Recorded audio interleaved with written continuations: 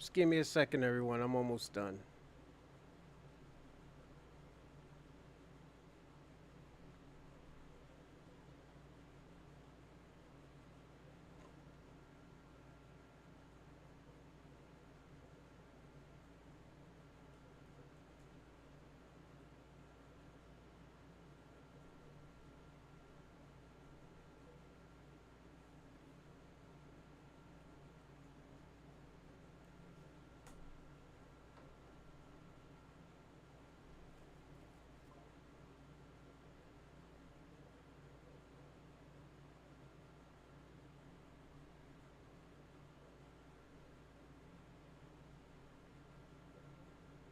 Mm,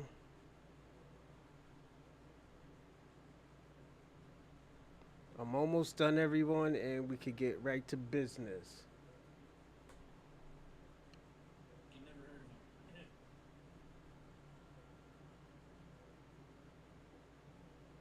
All right. Go live.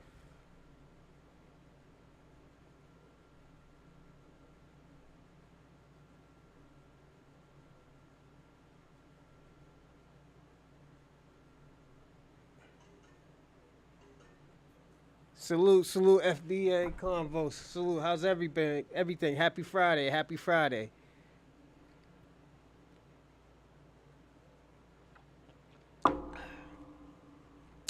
And welcome to the Bronze Reaper podcast. I'm your host, Roslyn Perkins. How's everyone doing? We started on time today. um, I hope everybody's having a good Friday. I think Americans Dreams trying to go live right now. Oh yeah, he is. All right, if you do, I'll say salute, salute, or we just hit him up after. I don't usually go live this late, but well, I do kind of on Fridays. So, I watch American Dreams live probably tomorrow. But I'm going to class tomorrow afternoon, so we'll have something probably in the morning or after I get out. Um,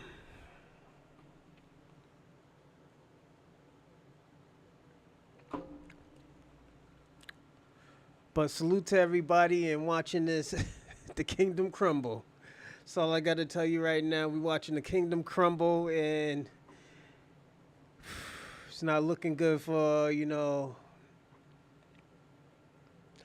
what they call the real Americans. Um, let me fix this.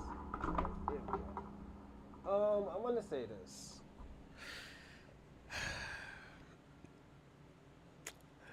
We're gonna dig. I mean, the last three episodes I had. Let me go back into it and I'll tell you. I don't know if anybody caught it. It was, and I know people got mad about it, but this is the issue that people have with it. Did white supremacists and MAGA turn on freedom of speech? That was the first thing that we ever talked about. Then we went to conservative party is the new face of victimhood and anti-American. The next one is conservative party's debacle. And the very last one yesterday was white supremacy selective outrage. Um, the reason why I put those was I never watched American Tether Live. He be in a YouTube feed. I never seen it. I think I caught American Dream a few times live. It was dope. Actually, you want to hear something crazy? I caught you in American. I caught you in American Dream having a convo. The advice I gave American Dream. Um, Never take anything offense. Don't never take anything. What did I say? I said never take anything to heart. And the reason why is because at the end of the day, a person might not know, and a person is probably trying to egg you on. I didn't say the last part, but I just told him never have a person. I think I said it on this show. I said never take anything to heart. You know, that's why I wouldn't block anybody. That's the whole reason why I wouldn't block anybody, because at the end of the day, I look at this as my. I look at this as a business, and I also look at this as a legacy. Also, and the very last thing about it, I look at this as a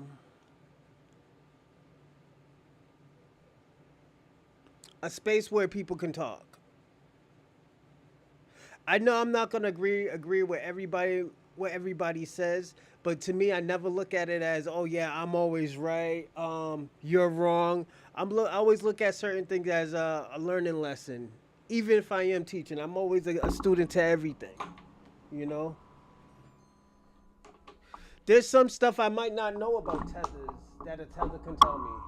There's some stuff I might not know about immigration that an immigrant can tell me. So definitely, I always look at things as a learning lesson, and also to be a better person. Um, that just has always been my forte. You know, that's why I never take things serious.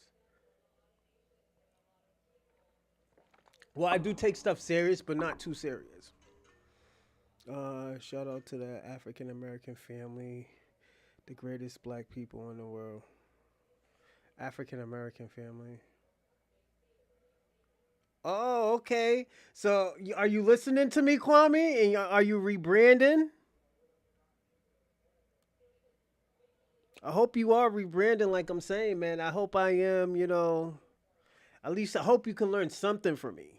You know, you might not learn a lot from me, but you might learn something from me. I can't teach you how to lie or anything. I can't teach you how to be a good liar. Even though I was a con artist in another lifetime, but I can't be no other. I can't be no liar, man. I hope you are rebranding, because you can actually do help somebody. And yeah, it is Black American, not African American. That's why I asked him. FBA convo. I'm gonna say this: foundational Black American. That sounds even better. Um, I will say this: rest in peace to the Queen of the Republic of New African Africa. You mean African liberation or Black liberation? Was it Black or African liberation? Let me look it up.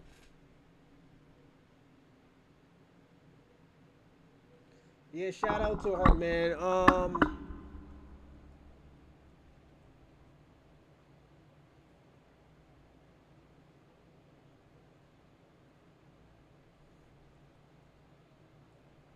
It's Black Liberation Party.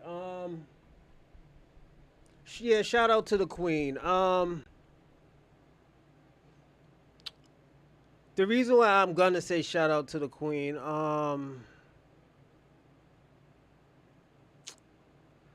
because at the end of the day, she did give people hope of,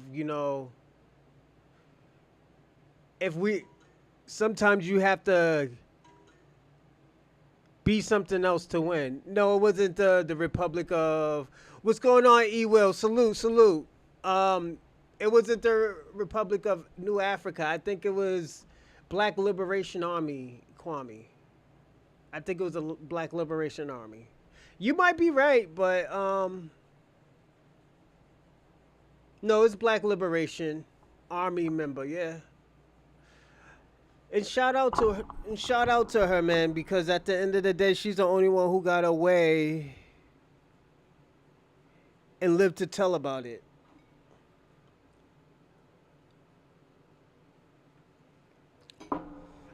I don't know how much. I don't know what we, as, and I'm not just gonna talk about Black American as a Black diaspora.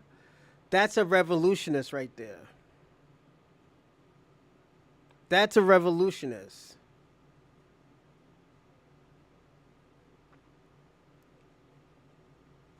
You know, she didn't just she didn't murder. She killed to save her own life. You know, like people just know her as Tupac's godmother. No, there's more to this lady. This lady was a writer. She was a writer to this country. Let me tell you something. We could say, yeah, she fled like Africans and shit like that, but no, you know what? She did what she was supposed to do and got the fuck out of here and had to start a new life. She did that. And the thing about it, America couldn't even do anything. Till this day, they were trying to get to Cuba to get her. Exactly, try to get her. The RNF is a black national. Kwame. Give me a second, Kwame.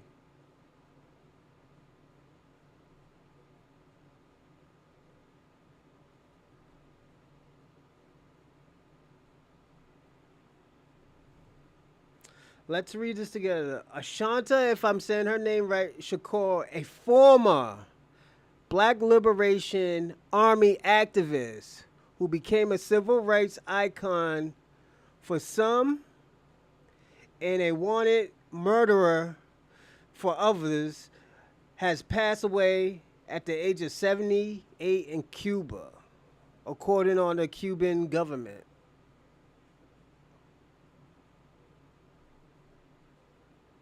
Kwame, I don't need to lie, man.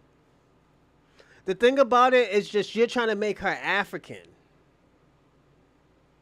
You're trying to make her as an African Union member or some crazy weird shit like that. And she wasn't. You know, I wouldn't lie to you, Kwame. I'm just showing you what it said. You know? They can't claim, let me tell you something, Liberians can't claim black Americans anymore. And the reason why is because they left the country and they had an ethnogenesis with Africans.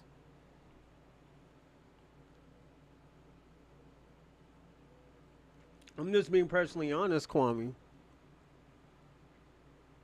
You know, it is what it is.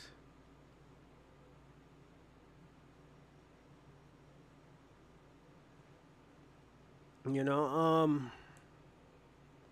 but yeah, she was a black nationalist. I will agree with that. She was a black nationalist.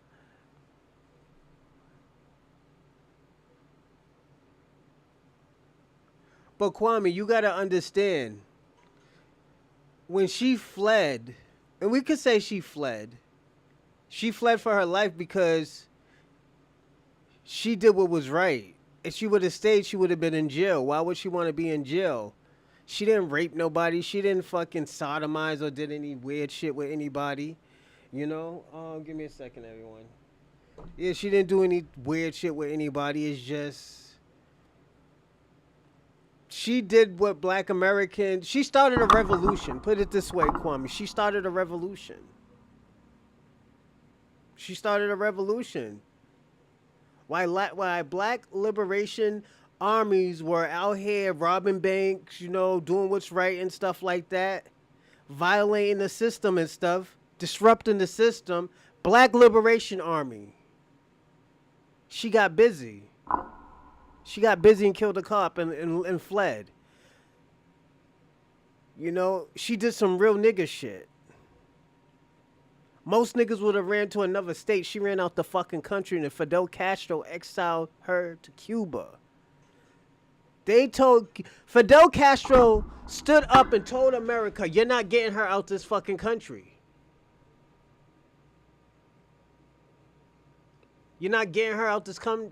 Now, let me tell you something. Millions of immigrants fled their homeland to America too. The difference is they didn't start no revolution in their country.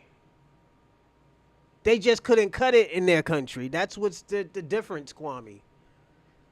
As again, Stokely Carmichael fled multiple countries. He fled from his homeland country. Him and his family fled to his homeland country to New York. Then fled to fucking Africa. He's a grifter. That's all what Stokely Carmichael was a grifter. And that's how I look at him. Some people might say difference. Has he worked on the cause? Did he help with the cause? Very little. We can't give him no credit like he's Martin Luther King or Malcolm X. Put it this way.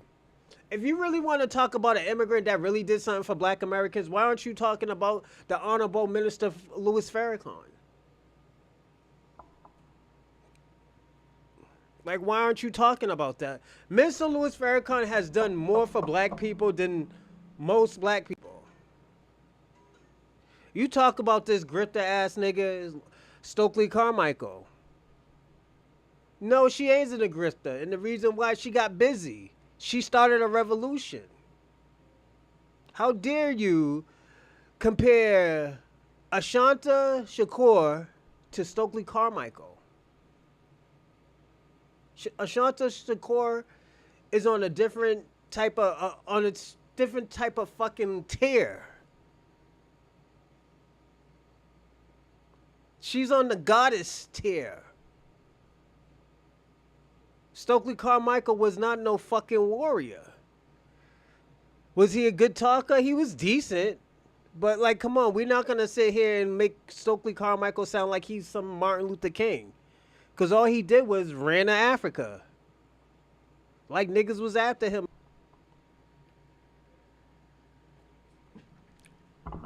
Like I said, Kwame, I give credit when credit's due to immigrants. Just like I do to black Americans. We can't sit here and act like fucking Stokely Carmichael has done anything.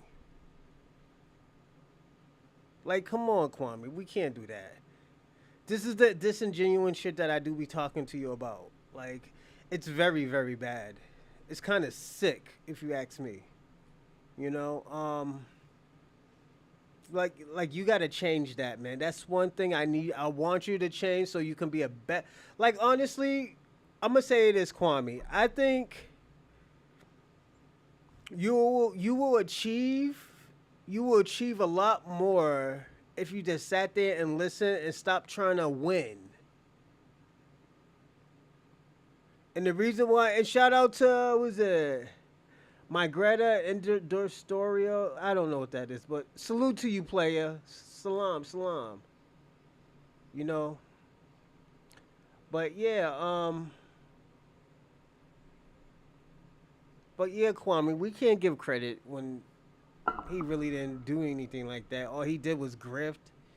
He grift from civil rights to the Pan-African. This is what he did, Kwame. He grift from civil rights to Black Panther Party to like fucking Pan-Africanism. Like, if he's not a grift, if that's not grifting, I don't know what the fuck is, Kwame. And like, I'm not trying to shit on him just to, you know, try to make fun of you, but at the end of the day, the nigga didn't really do anything. You know?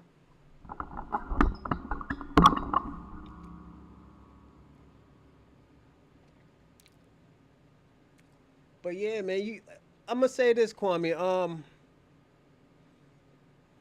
Like I said, man, I feel like, and I personally, this is just me. If let's say you are trying to save Pan-Africanism, because personally, Pan-Africanism is dead. The Pan-African movement is dead. You know, it's because, like I said, Kwame, them older niggas failed y'all. The old niggas failed you.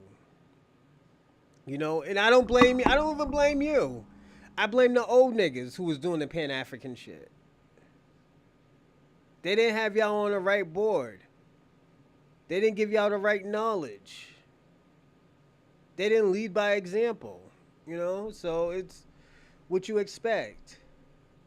All the money that niggas was giving Pan-Africans, them niggas fucking blew the money on cocaine and white bitches. Like, let's personally be honest. You know, so it is what it is, Kwame. Don't take the shit personal. It's just them niggas just led you down the wrong way, man. You know, like I said, that's why I said I don't really blame you. I just blame Pan-Africans. That's why that's why I blame Pan Africans. Pan Africans fucked y'all over. Y'all niggas is right now is running with y'all heads cut off. You know, y'all didn't have to do all of that shit. You know, y'all didn't have to like Let me tell you something. All the work that y'all doing right now, y'all just catching up because of them. Without struggle, you wouldn't refer to us as black. No, that's not true, Kwame. Niggas been saying that shit for the illest minute. You got James Brown. We got Kwame. We got so many people. Black Panther Party. Like, come on. Like, we can't be disingenuous. You know. Like, that's why I say you're giving the nigga too much credit. Too much credit. You know, and like I said, I'm not saying that the nigga was a sucky nigga, but it's just you just giving him too much credit.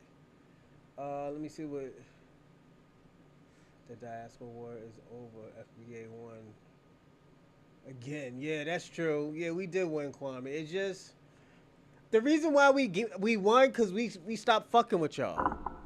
You know, we stopped fucking with y'all. We worried about ourselves and like things that we are saying is being recognized now. Like, look how big fucking reparations is. You don't. Let me ask you a question, Kwame. You don't think these representatives of your states and other states are like are noticing reparations and niggas is like, yo, only way we're gonna get back this black party if we start talking to these people. That's what you gotta understand, Kwame. They're starting to talk to us. They're starting to recognize, okay, yo, black people are starting to understand that we have power. Delineation is complete. Yeah. Cause yo, when them census come out, yo, you can't put that you're black American anymore. You can't put yo, it's gonna be crazy, Kwame. It's gonna be very crazy because at the end of the day, y'all gonna have to figure out, okay, where are these niggas from? Oh, these niggas ain't really black? Okay.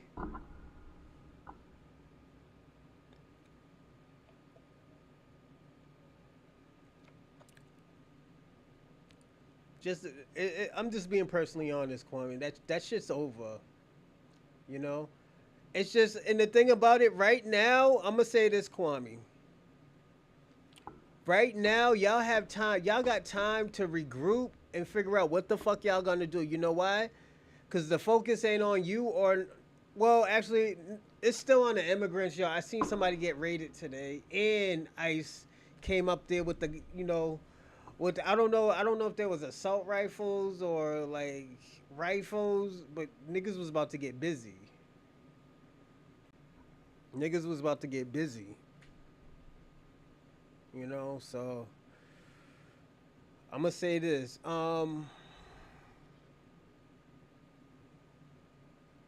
Y'all kind of have time to regroup and see what the fuck y'all gonna do. Cause right now the news, the media is worried about this white on white violence. Even though they don't want to talk about it, they have to talk about it. You know why? Black Americans is always talking about it now. White on white violence. You can't talk about what's going on. We can't talk about what's going on in Chicago. What's going on in these trailer park places? What's going on in Utah, Idaho? Why the fuck y'all got like 50 million guns? You know, niggas is questioning your constitution rights now. You know, and I'm gonna say that niggas' constitution rights is getting questioned. You know, give me a second, everyone. Yeah, everybody's on today. But yeah, it's just like I said, man.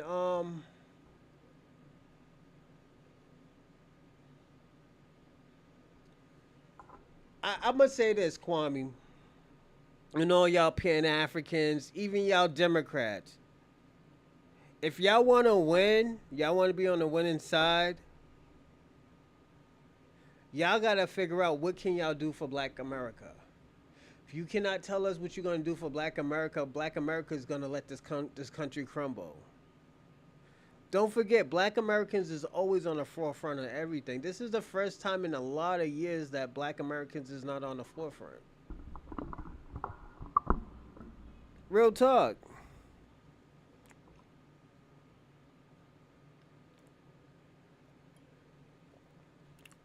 This is the first time that you really haven't seen Black Americans on the forefront. And let me tell you something. This is how bad it is. You got fucking immigrants out there disrespecting y'all niggas who are liberals. Don't forget, and I'm not even going to the conservative side. The conservative side has to understand that, like, yo, y'all niggas is looking crazy out here. Yeah, you got a few coons, because they want the, the catfish nuggets and the buttermilk biscuits, but you don't got a majority of Black Americans. If you have the majority of Black Americans, you can understand that you have power. None of y'all niggas have power. Conservatives don't have power. Liberals don't have power. Yo, right now we're looking at a stalemate. We're looking at a stalemate right now.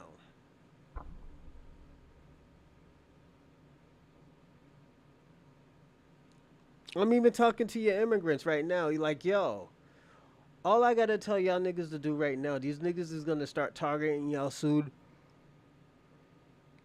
Oh, that National Guard bullshit, that shit is stupid. That's a waste of money. Them niggas is cleaning up trash right now. Like, don't believe the hype. I'm gonna be personally honest. Don't believe that hype. Oh, yeah, niggas is bum rushing a few niggas and stuff. They're probably bum rushing grandma coming from the fucking store, you know? Shalom, shalom, OC. Shalom.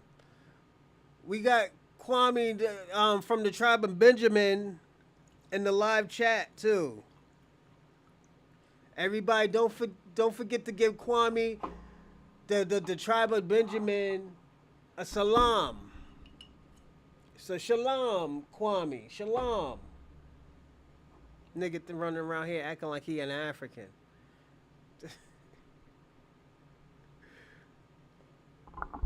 I asked this nigga Kwame, what part of Africa was your family from? This nigga said Wakanda. Nigga's gone. Nigga lost his fucking mind.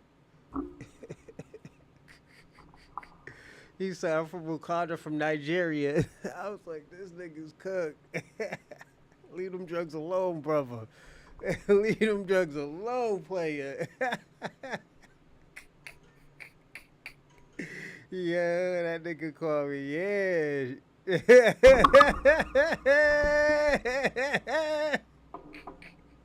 Yo, Kwame hates me right now. Hey, Kwame. He's a Gentile anyway. You're not even a real Israelite. You're a Gentile, but it's all right, man. You got blood of a Benjamin, of the tribe of Benjamin, but you was a Gentile, you know? So, it's all right. That nigga is like, that nigga is crazy.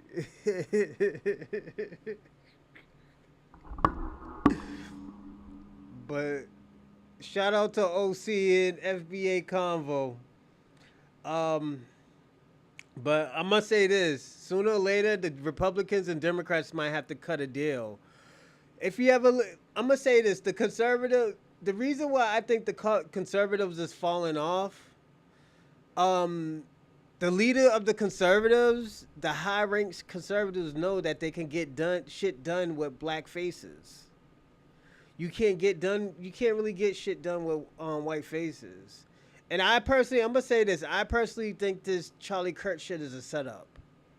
And I know we were talking a little bit about it. It's just how the fuck she knows Donald Trump before she knew her husband. You know, that's all I want to say. Those are the questions that you should be asking.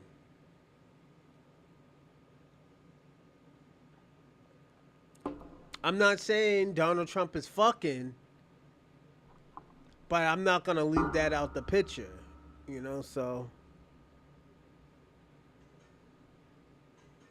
okay, it's going to shut down. Yeah, I could see it shutting down, man. Yo, did you watch that amazing Lucas? Yeah, yo, it was you, FBA Convo. Yo, We did a video on it, like I think Wednesday. You wasn't there. Yeah, we did a video on it. Yeah, I think OC was there. OC, remember we did the Pierce Morgan when the was it Amazing Lucas was going off on Pierce Morgan because Pierce Morgan wasn't ready. The dude started attacking the white woman because she got a black child and she was saying like what she say slavery wasn't that bad. Bitch was cooked. Yeah, we were telling you. Remember you? I remember I told you I was like, "Yo, we're gonna do it on Wednesday." I was like, "I promise we'll do it Wednesday." We did that, and that's when my shit shut down too. But we watched the whole show. So yeah, it was like the rain was bad in Boston. So yeah, yeah, I remember. Dude was cooking. Yeah, amazing. Lucas was getting busy.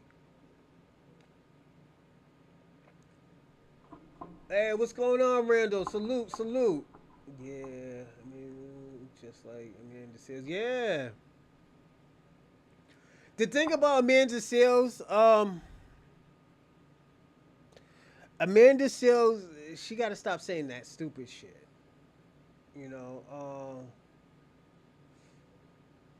she got to stop saying the stupid shit. And what I mean by the stupid shit is just after you defend black people, you don't be going back to them. You don't go back online and say, "Oh yeah, we couldn't do it without immigrants." Like the immigrants started coming in the 1900s. Shit was already settled. Every shit was already like getting busy. We let a few niggas build a bridge. Now they saying, "Oh yeah, we can't do it without them." Like nigga, we've been doing everything. It's just people don't understand. The reason why they brought immigrants into this country is to expand, to get shit done faster. It wasn't until, oh yeah, these are the only people that can do it. No, they brought Chinese over here to build a bridge because they wanted to expand the shit like this. You know, with more people, you know, shit can be getting done. There's certain things you could get done. It's not like, oh yeah, these niggas know how to build a bridge. No, niggas been building bridges all the time. John Henry, nigga, the guy John Henry, this the hammer slamming nigga. Lucas was off cold, then goes on Pierce. Yeah, I think he's gonna go off cold again. Just like yeah, they always do. The mixed breed people always do. And the thing about it, so I'm gonna say this: I'm very very tough with my kids when it comes to that off code shit. You know, and the reason why I say I'm very tough with them because I don't want them to think going into this world thinking that oh yeah they can code switch. No, there's gonna be motherfuckers that will call you out here a nigga. You might even get it worse. You might get a chink nigga, cause my baby mother's Cambodian, and I tell my kids, oh no, you black. Them motherfuckers see you black. You know they don't see you any. They don't see you no different than a black woman and a black boy. So you got to get that shit corrected. Okay, daddy. Yeah. I have to be hard on my kids about that shit. Like I told my daughter, yeah, you got long hair, but at the end of the day, you got daddy's coil hair. Daddy's hair was long. I was like, don't think, oh yeah, because your mother. No, your hair was always long. I told her you should go see your great grandmother when she grew her hair. Her hair touched down to her ass. You know, so and I was like, your grandmother was black. I was like, I don't know what, and this is why I always tell people all the time, even media, stop pumping that shit. Talk about, oh yeah, black people's hair don't grow. It's always nappy. Black people got probably one of the greatest hairs ever. Black Americans. And like this is why we said the ethnogenesis. Our hair comes in all different. Our hair comes in different textures. Like my hair, yo. If I grew my hair out, the shit'll be curly as a motherfucker. You know. My son's mixed with Mayo. He's very off code. I'm working with him. Hopefully, I get him on cold cut before he leaves for college. Yeah, he has to get. You know what it is? He has to get put in. I think this is what's gonna happen. He's might has to be put in a situation where This motherfucker get a gun pull over on him by some white boy. You know, my cousin had to figure that shit out, and he's from Springfield, Vermont. So he figured that shit out that he was black. You know, I love him. Dear, our people comes in different. Yeah, facts. Some grows long, some grows short. You know, some hair is rough, some hair is coil, some hair is not soft but is rough. Like it's that's why, yo, if you ever hear what's his name, Saint Michael's, when he look at me, he swear to God I got something white in me. And I showed him a picture of my great grandparents, and he looked at them. And he was like, "Oh, yo, you have great. Let me show y'all. I'm gonna show y'all a picture of my great grandparents."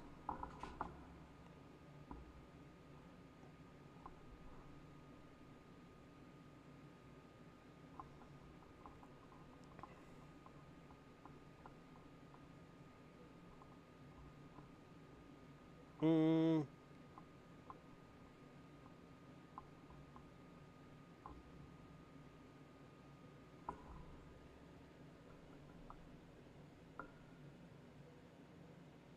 those are my great grandparents. Those are my grandparents' grandparents. You know, and that's on my daddy's side. Y'all haven't seen my grandma, my mama's side. You know, the motherfuckers look native or fucking. They look fucking mixed in with a lot of shit, man. You know, but my great great grandmother was Geechee, and she did fucking. She was a root woman. She was a root doctor. Don't put that. She'll put a rook on you. Yeah.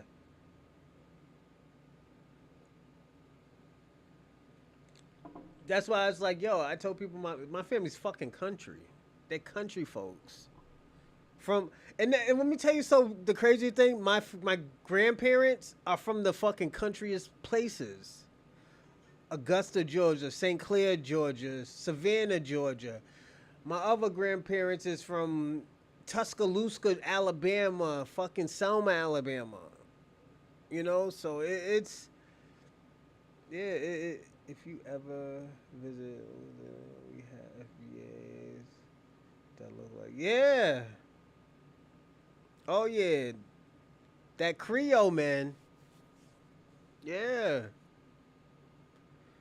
yeah, that Creole culture, man. You know, and the thing about it, I always tell people, I always tell people this.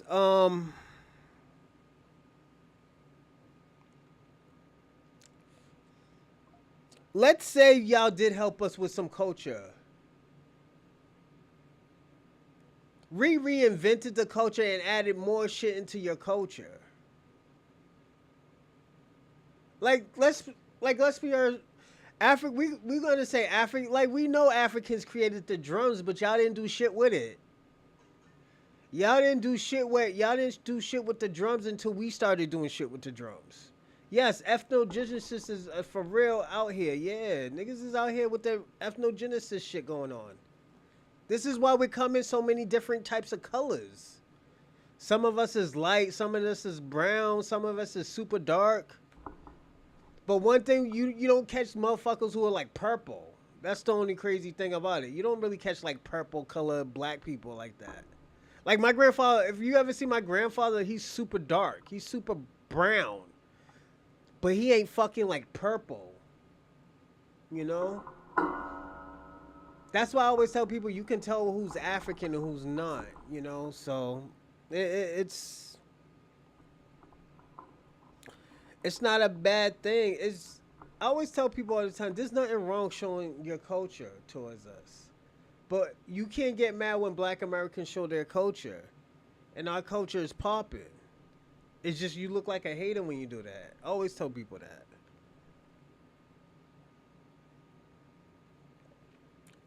And like we like even now, black Americans still cheer y'all mother y'all we niggas still cheer y'all on. I seen blue, black FBA. You did? I never. I seen a girl. She looked like she was purple, but I don't think she was FBA though. I think she had some type of West Indian culture, you know. But I always tell people all the time, I think dark skinned women are beautiful. I think they're sexy. Even when they're purple, I think they're sexy. You know, I like dark women. Cause I always went out with dark women. You know, so like my baby mother's light. She's my baby mother's like an Asian. You know, let's see, out there in Texas. Yeah, yeah, that's probably true. Yeah, I never seen a dark Texan. That's crazy. Shout out to Texas too, man. Texas be getting popping, but I think some of that culture is different. Like the thing about I would never move to Texas because I'm not used to like Mexicans and like Latinos actually really call me niggas and shit like that. Mexicans and white boys call me niggas because they're from like Fort Worth, Texas. Nah, or they're Crip or Blood or some shit like that. Like people gotta understand. In my heydays, I used to carry a baton. I used to carry tasers and brass knuckles because they were easy to dispose. I'm about to go to work. Be safe. Hey Randall, be safe out there, man. Yo, and salute to you. All right, man. Be safe out there. Niggas be wilding out there. All right. Have a good night, Randall. Everybody, shout out to Randall. Yeah, he's about to go to work and stuff. I'm sorry, Randall. Next time I'll start our earlier show just so you can stay on before you go to work. Um, a lot of Texas lineage come from. I can believe that. Yeah, I can believe that. OC. Yeah, I can believe that. Um,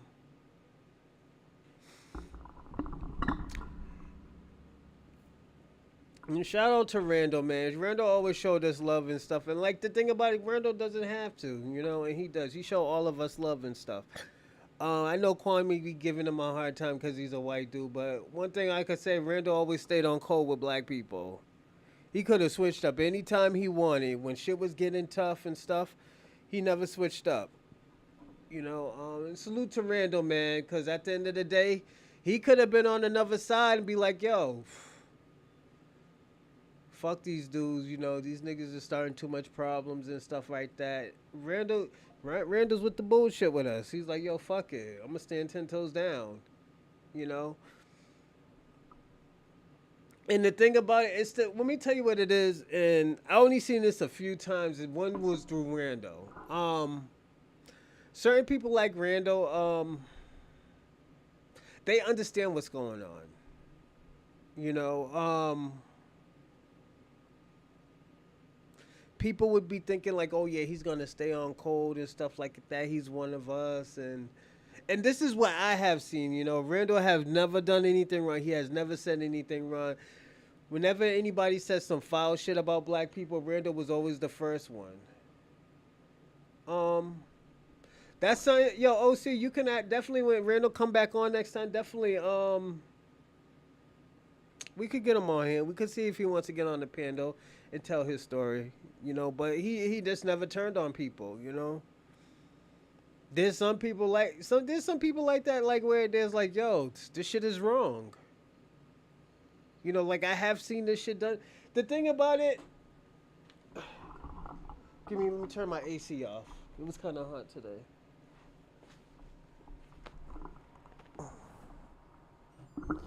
There's some people there's some people in this world that get sick and tired of seeing the bullshit, the public lynchings and stuff like that. And I'm not saying Randall ain't built for that, but Randall don't want to see that shit. Randall actually do want to see niggas get along. But Randall knows his people is like, yo, they doing fuckery right now. They got some type of agenda. If we slow at the bar, I'll be back on. All right, yo, we'll be on, Randall, and don't worry, we got another show tomorrow. We're gonna do the Chocolate Man show. The question is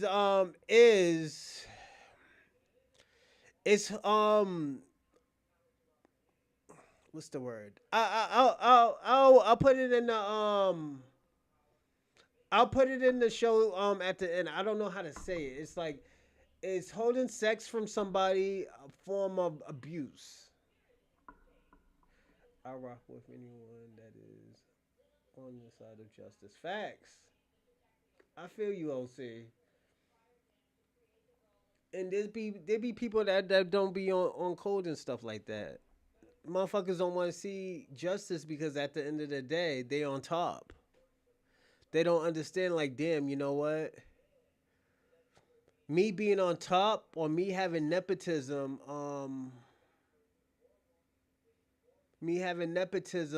somebody has to suffer. Somebody has to die. Somebody has to be unjust. So some people don't think that way.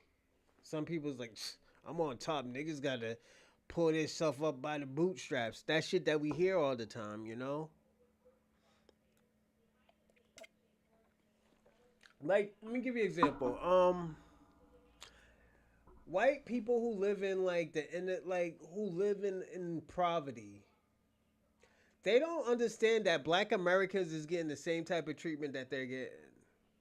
They're thinking, oh, yo, these niggas is sucking up all the food stamps and all this other stuff. And they don't understand that a lot of black people are not on food stamps.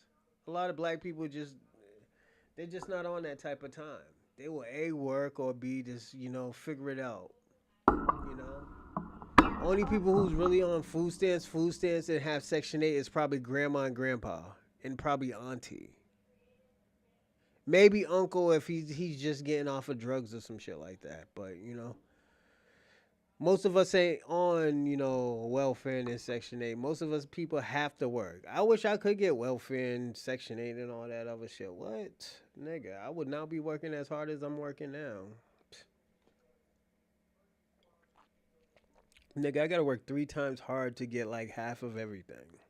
Well, not really because I'm a supervisor, but I always gotta stay up to date and on point. And the reason why I have to stay on point with people is just that's my job. I work with mostly Africans. I work with probably 80% of Africans at my job. You know, and I always tell them like, yo, y'all niggas been here longer than I am. I was like, why are you asking me these questions? I was like, these people. Then when I tell these girls and these guys, like, yo, y'all got to do something. You can't just be sitting there on the phone. I don't care if you're on a fucking phone. But don't let this dude be doing work by himself, or don't let me having to do extra work. I was like, yo, this fucking job is easy. So it's um and if you care where I do direct care, I'm a supervisor for that shit. I get busy. Um I don't really make as much as I don't really make a big difference as they do because these motherfuckers work. Let me tell you something. I work only like 40, probably 44 hours, 44 to 45 hours. They'll start to find out that white folks are on safety net program since yeah, that has been known for years. All right, again started that welfare queen crap. Yeah, he did. He started more than that. He started a crack epidemic. Fucking Reagan, man. Ronald Reagan. Fucking the devil. I call that nigga the devil. That nigga's crazy. You know? That nigga hurt the fucking black community. Just to form a Nicaragua law. I mean, a Nicaragua war, and the only thing niggas did was make up excuse for him. That's all niggas did.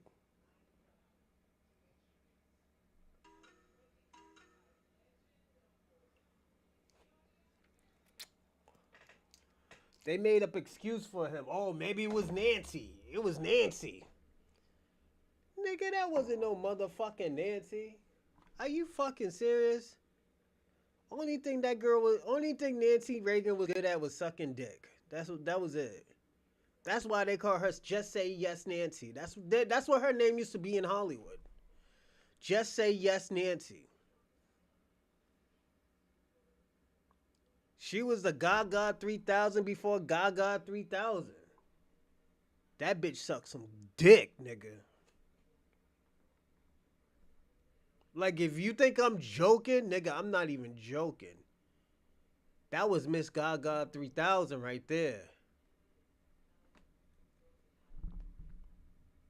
You know, so. And I know niggas be thinking, oh, yeah, I'm trying to disrespect. Nah, bitch sucks good dick. You know? She was really good with that. That's why that nigga was probably fucking senile. Always wanted his dick sucked. Fucking his. Fucking lost some brain cells getting his dick sucked and shit like that. Like I had a girl who sucked my dick real good, man. Woo, nigga. She had the hand movement like that. Woo, woo. I was like, oh shit. I had one leg out, one leg in like this. I'm like, yo, nigga, what the fuck is this? Nigga. I was like, woo. I had the little Popeye eye like this and shit. Yo, I couldn't even help myself. I ain't even gonna lie. I never got that shit done in my life. Yeah, man. She even sucked balls too, man. Suck your balls. Woo! You on toasty mode like this. Comatose like, oh shit. Can't do anything, nigga. You just stay in that position right there. And yo, you be tired too, just staying in that position. She keep on you like, yo, what the fuck? Nigga. Get them type of girls like that. That shit is over, man. Game is over. And let me tell you what it is. I never got into it. Never did. Me either. I got it done once. I was like, oh man, nigga, this is what I'm gonna tell y'all. This is what probably happened to Travis Hunter.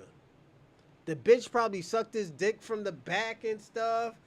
Dick going to the side like that. She like woo woo woo with the arms like that. Blew his fucking mind.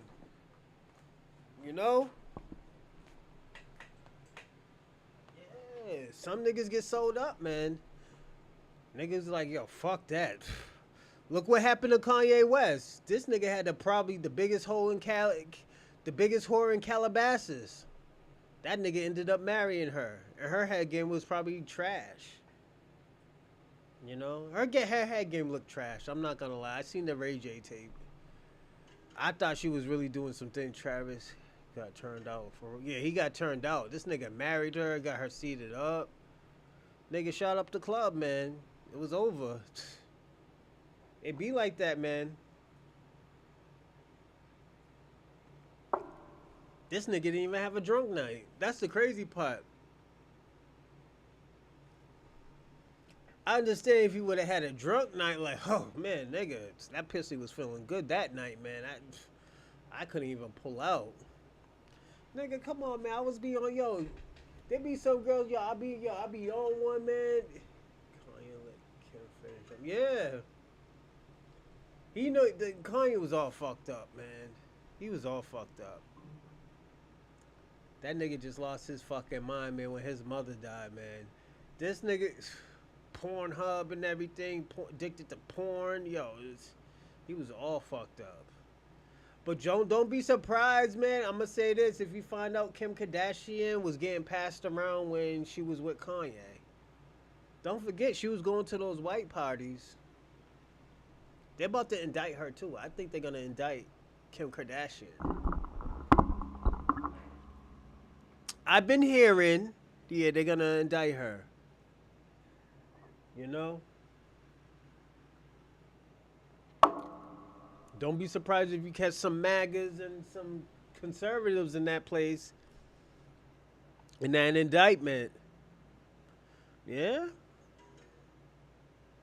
Because don't forget, you gotta understand, what's her name? Kris Jenner, she pimped out her daughter, man. Let me tell you something. I don't even think God is gonna forgive what she did to her daughter. Nigga, you was about to put out a second sex tape of your daughter, nigga? Then your daughter lied, talk about she was on drugs? Nigga. Wait, indictment for what? Let me ask you a question, Ewell. If you think Diddy went down for those parties, and you know Kim Kardashian was at those parties, what the fuck you think she was doing? That's the question you gotta answer. Like, yo, what the fuck was you doing, Kim? Why these niggas is looking at you? Why have you been quiet lately? Kim Kardashian, let me tell you something. A lot of these people have been quiet. From Jay-Z to Kim Kardashian, the Kardashians and the Jenners. I'm gonna throw the Jenners up in there. Them niggas been quiet. Mike Rubin, he's been quiet a little bit lately too. And don't be surprised if these politicians get hit too. Or a bunch of witches. Yeah. I believe that. You know? I think this is what it, let me tell you what it is. With the Kardashians, I think those are that shit is just a come up. Just to come up to get some pussy, get some, exposure and shit like that. Look at Travis Part. What's his name? What's the nigga's name? Travis Scott. Yo, we haven't heard nothing from this nigga. This nigga hasn't put out an album. Like, this nigga's getting exposed by Pusha. King Push. King Push said what he said. You cried on, what he said? He said some foul shit. Because he was fucking with one of those Jenner girls. Got her pregnant and everything. I think he got 2 kids by her. Nigga crazy. There's certain people you just don't have kids by. Stephon Diggs fucked up. Or Offset fucked up 3 times. But I think Offset actually really liked fucking Cardi B. And don't get me wrong, I love me some Bronx bitches and stuff like that. It's just Cardi B wouldn't be one of them. And I always said this. I think Cardi B was sexy. I think she was super sexy without the surgeries. I'm gonna be personally honest. Epstein, Steve Bannon, and Elon Musk has been exposed in the file. Yeah.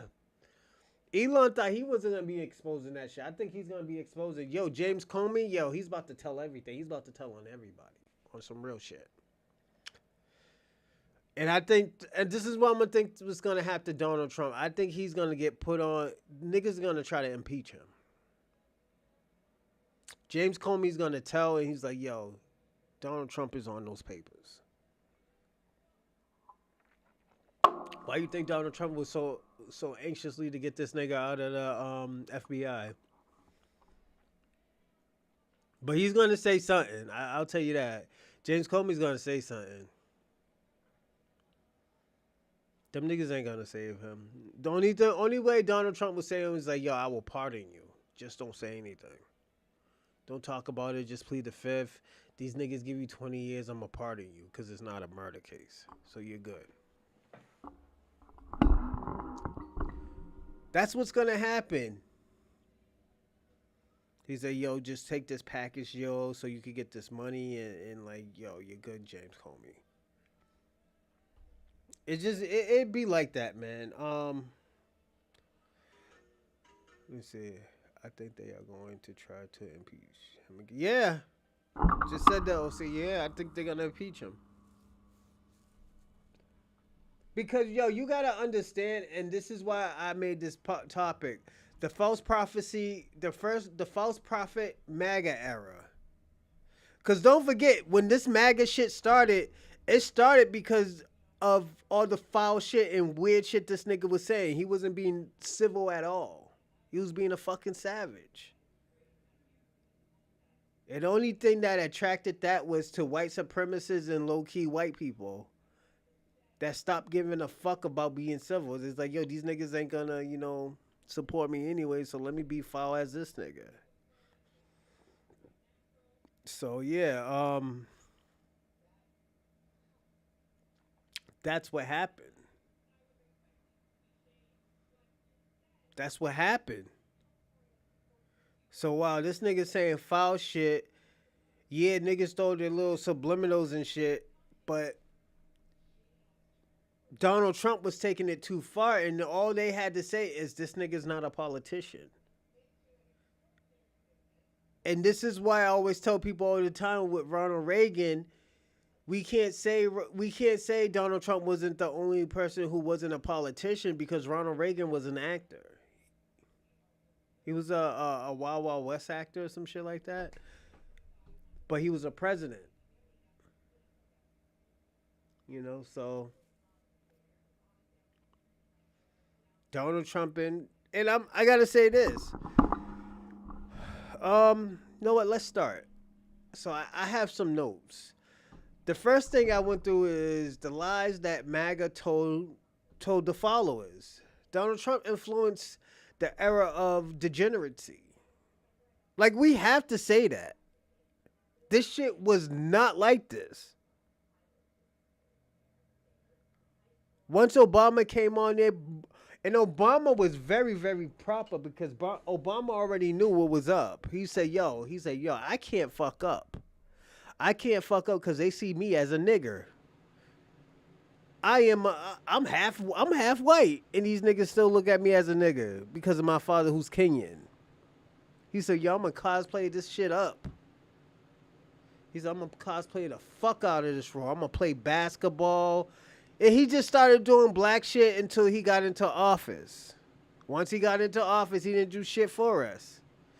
But the thing about it, he still kept his composure, and he didn't. The worst thing that he ever did was call Kanye West a dumbass or a jackass. That's it. Other than that, he didn't do shit for us. He did shit for everybody else, He funded the police with more money, so it didn't make sense, But Donald Trump, the degeneracy, look, this is what he influenced. He influenced hate speech. No matter how much we don't want to say that Donald Trump influenced hate speech, he did. This nigga was talking about everybody. He didn't give a fuck what he said. He said, I'm rich, I'm a billionaire, and niggas can't do shit about it. And this is how this nigga showed that he was ill. This nigga showed that he was so ill that he said, yo, y'all can keep my fucking salary. That $200,000 a year. You can keep that shit. I don't need that. This nigga was like, yo, I'm not living in the White House. I'm still living in the Trump mansion, nigga. I'm not riding that jet. I'm riding my jet. That nigga didn't do shit for us. All he did was talk. Next thing is Donald Trump. He was very, very classless. He was very, very classless in his election and his re-election. He was saying crazy shit. And we'll get to the crazy shit that he said. And let me tell you this. Donald Trump promoted a lot of white supremacy. Jeff Sessions, Ku Klux Klan, Charlie Kirk, Myron Gaines, Nick Fuentes, Proud Boys, January 6th protesters. That was Donald Trump. Dumbass niggas went out there and did that dumb shit. And you know what Donald Trump said? I didn't tell him to do that shit. I didn't say I was a part of this Ku Klux Klan bullshit. He threw them niggas under the bus. Jeff Sessions is a white fucking supremacist. I'm gonna say that shit. And I'm staying 10 toes down on that shit. You think them niggas liked them in Selma, Alabama? Come on, my nigga. No. Jeff Sessions is the fucking devil, my nigga. He was a fucking devil. Look up his fucking resume. See who he tried to prosecute. That's what I'm gonna tell y'all. See what that nigga who he tried to prosecute. You know what? I'm gonna even do something better.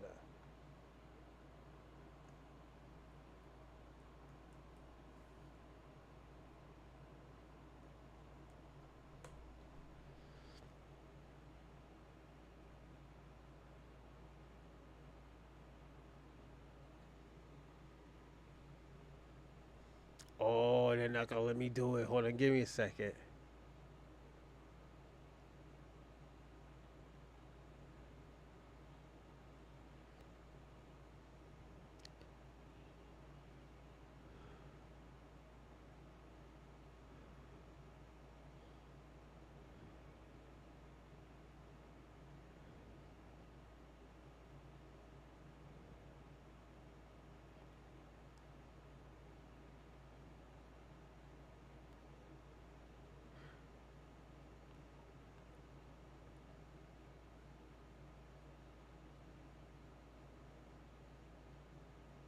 All right. King's emotional letter condemns Sessions, saying his federal appointment would irreparable damage the work of Martin Luther King Jr., who was assassinated in 1968 after leading a years-long movement for equal rights for African Americans. Irony of what's his name, Mr. Sessions' nomination is that if confirmed, he will be given a lifetime. Was it tenor for doing the federal prosecutions what the local sheriffs accomplished 20 years ago with the clubs and cattle prod. I don't know what that wrote. Let me see.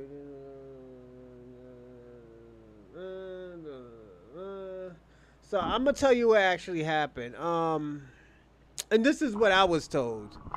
They told me Jeff Sessions tried to prosecute Martin Luther King. And this was years ago.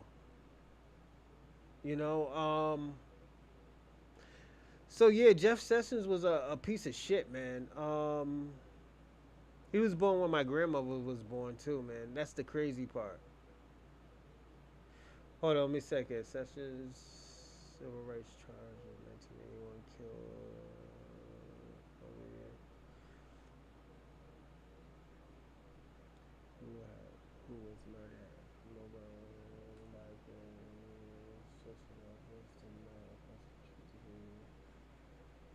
So right here, Sessions' office filed civil rights charges in the 1981 of Mike O'Donnell, a young African American who was murdered in Mobile, Alabama by a pair of Ku Klux Klan members. Sessions' office did not prosecute the case as homicide is prosecuted by the state government. By both men were arrested and convicted. Jeff Sessions tried to let them off. This is why I say this nigga's the devil. Donald Trump already fucked up with that shit right there. These other niggas that I was named, the Ku Klux Klan, Myron Gaines, Nick Fuentes, Proud Boys, Charlie Kirk, all those niggas promoted Donald Trump. But they did it for the disdain of black Americans. Not even immigrants, just the state of black Americans. And we're going to go even deeper.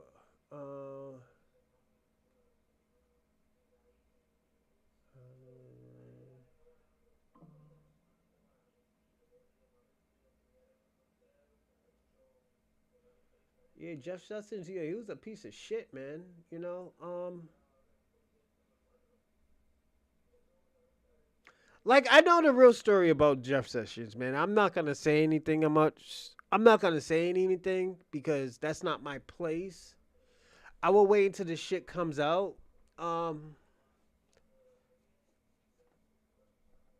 but yeah, he was a piece of shit, man. I'm I'm just glad he's getting exposed right now. You know, and like this is the legacy of MAGA. This is legacy of MAGA.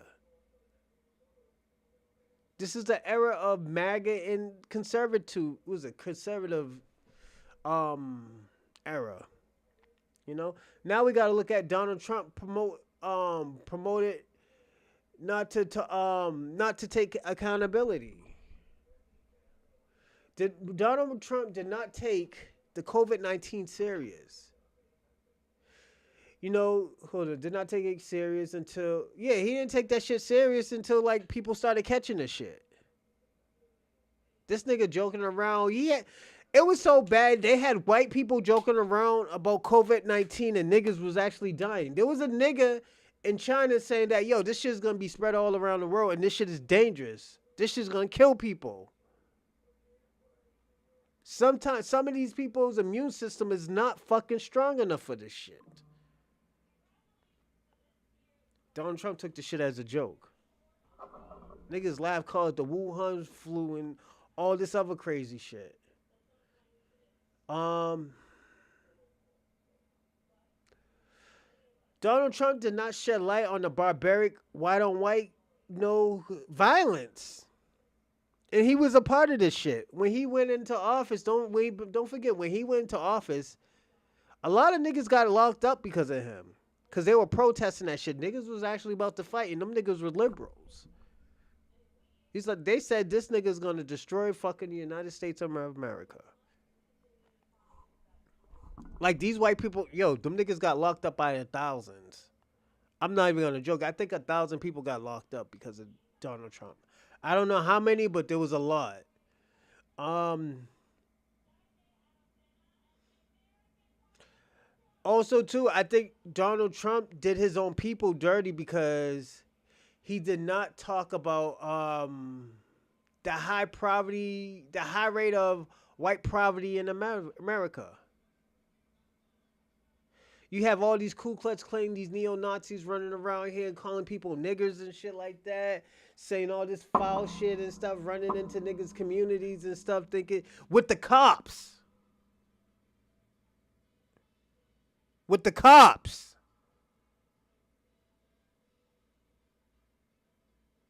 And guess what happened?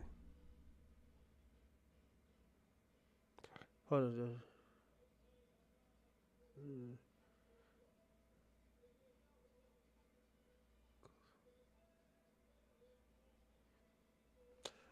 So what happened was these niggas was getting reckless. These niggas was talking about people getting killed out here. Niggas took that shit as a joke. But he didn't help his own people. These niggas is running up on black people and talk about, yeah, we run this America.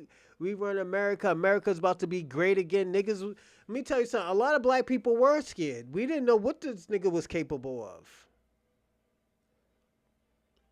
I'm going to be personally honest. I was kind of scared too. I was like, yo,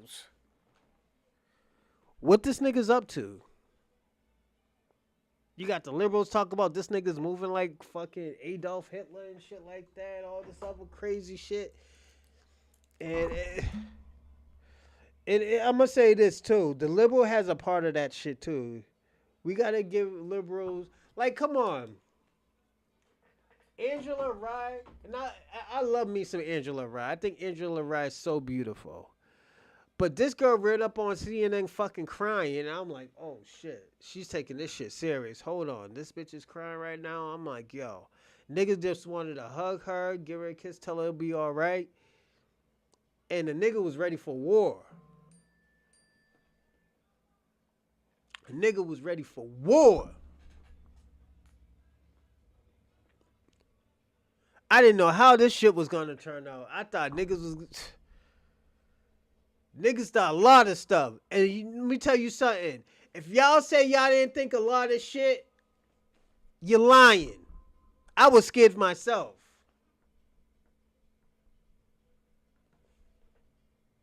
I was scared myself and for my people.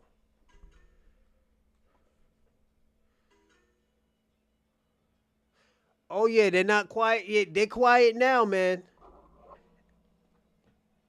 After this mediocre podcast white boy got shot, them liberals are quiet.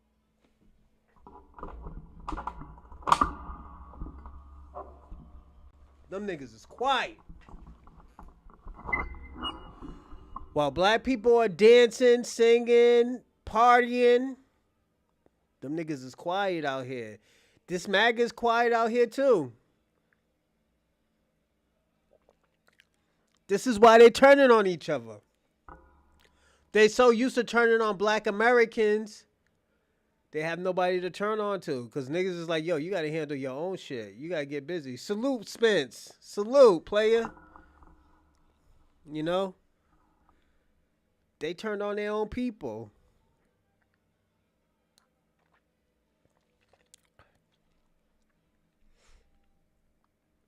I'm just being personally honest.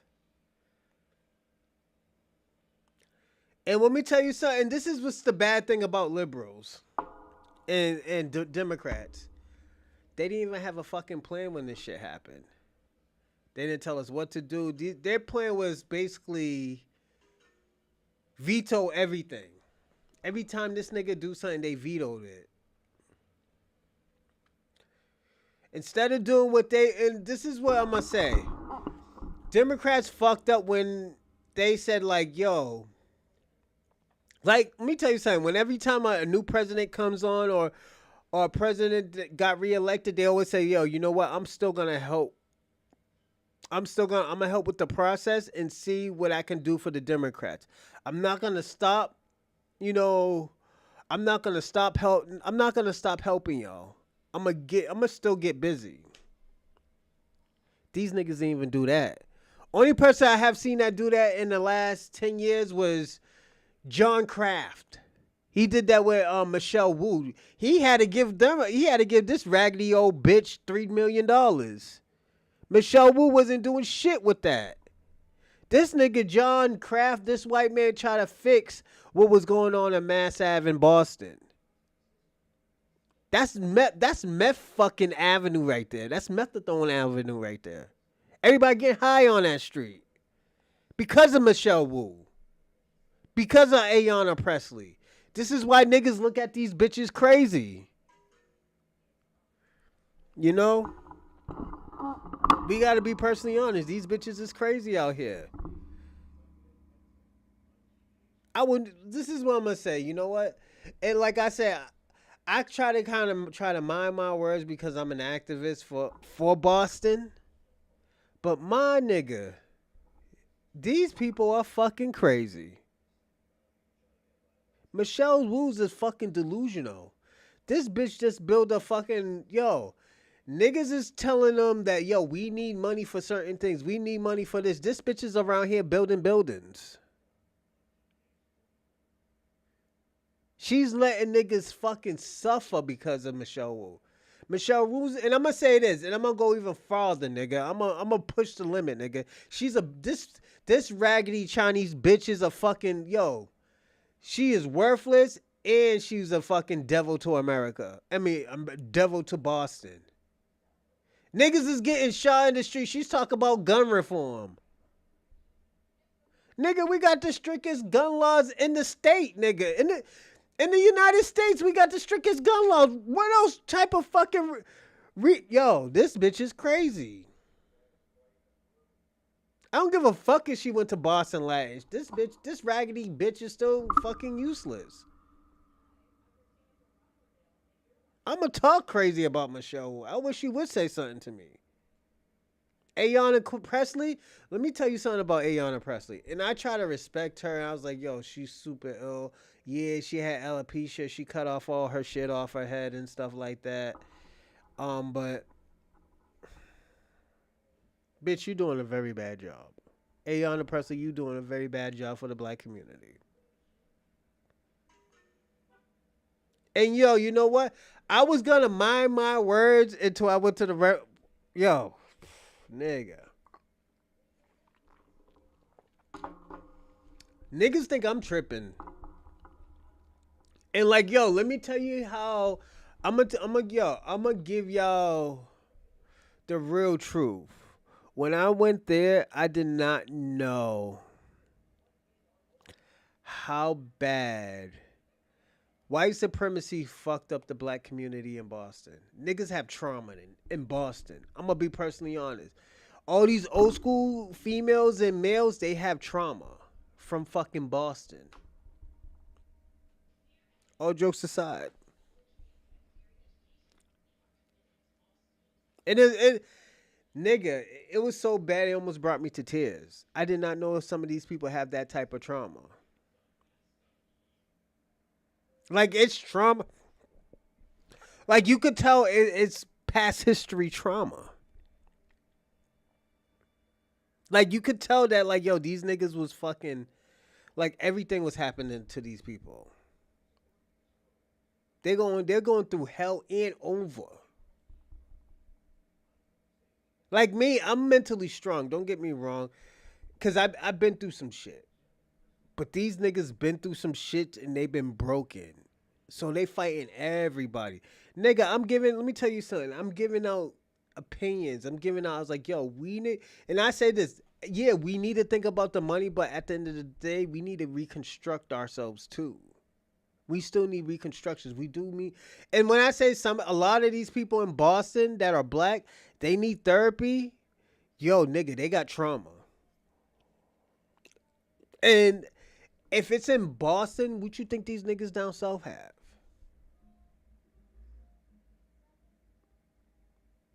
Why you think? Let me tell you something. I'm trying to get crazy sponsors, and the reason why I'm trying to get crazy sponsors, so I can have my grandmama live with me.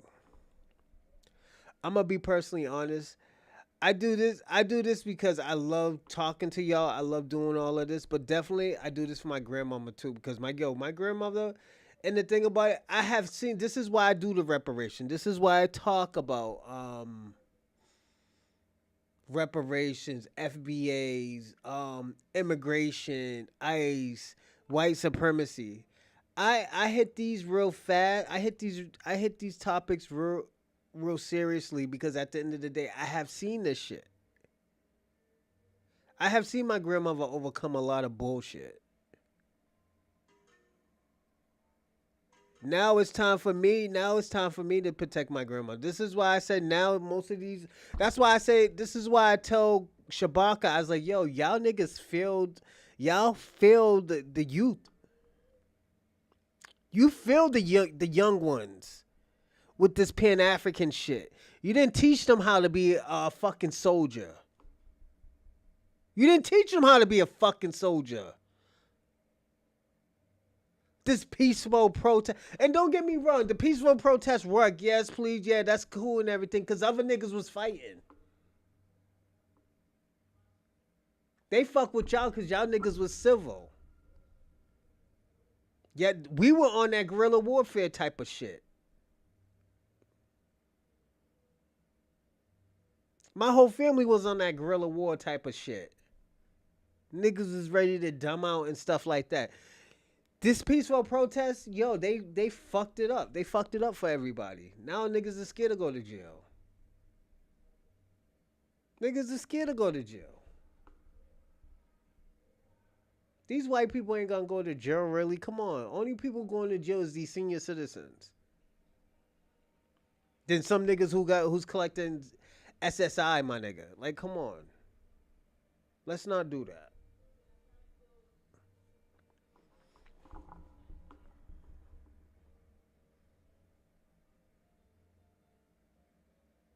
Yeah, OC. Yo, these niggas got trauma out here. And the thing about I didn't know it was this bad, OC. Like, if you hear me talk, it's bad. Niggas got trauma out here. And but like I said, Boston is a very, very, very systematic racist state.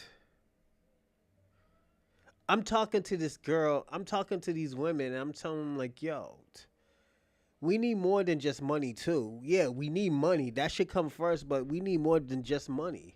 Oh, no, no. I want out $800,000. This bitch talking about $800,000. Like, the guy had to ask her, yo, what are you going to do with $800,000? Oh, it will help me. Nigga, that's not an answer. We know it's gonna help you, my nigga, but what are you gonna do with it? $800,000.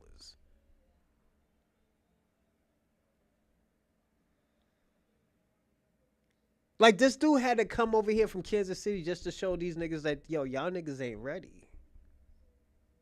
I'm gonna be personally honest. These niggas ain't ready. I'm ready. I figured it out already. I was like, and I had to tell the dude who went to Harvard, I'm like, yo, this shit's a trap. With this nigga, this workshop that this nigga's doing right now is a trap. He's setting us up. What do you mean he's setting us up? I'm like, bro, he's setting us up. We can't figure all this shit out with 6 people here. Everybody's always gonna be talking about some other shit. America fucked up the black community. And they don't even want to take ownership for that. They don't know how much trauma that the black community had from this shit and what was inherited to us. And the thing about it, yes, the shit was inherited to us, but the shit that they add on more, they were still adding on more shit from the 80s, 90s, and the 2000s.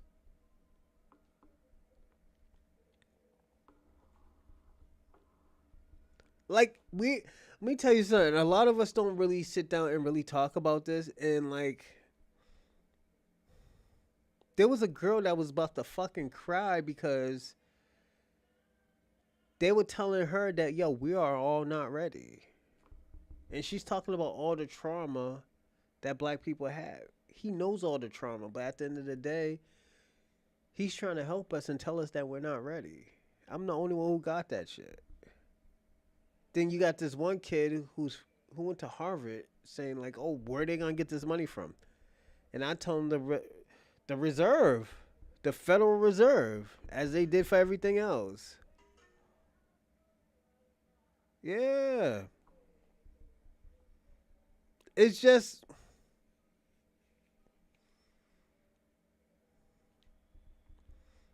then they scale old little China woman away because they were acting crazy. Because at the end of the day, I don't even blame them because at the end of the day, they were triggered. If you got a nigga like me telling you like, yo, this man's asking us a question and you're talking about education, why is kids reading at a third grade education, and I'm talking about it's funding, and you're trying to tell me no, it's not funding because I'm a teacher and I teach all these kids, and I'm trying to explain to her like, yo, you're not the only teacher teaching everybody. Sometimes these teachers be putting 1,000% into it, just more than 100, and this is why these kids are surviving. I had to teach myself how to read. I had to read the fucking dictionary and had to figure out how to say all these words.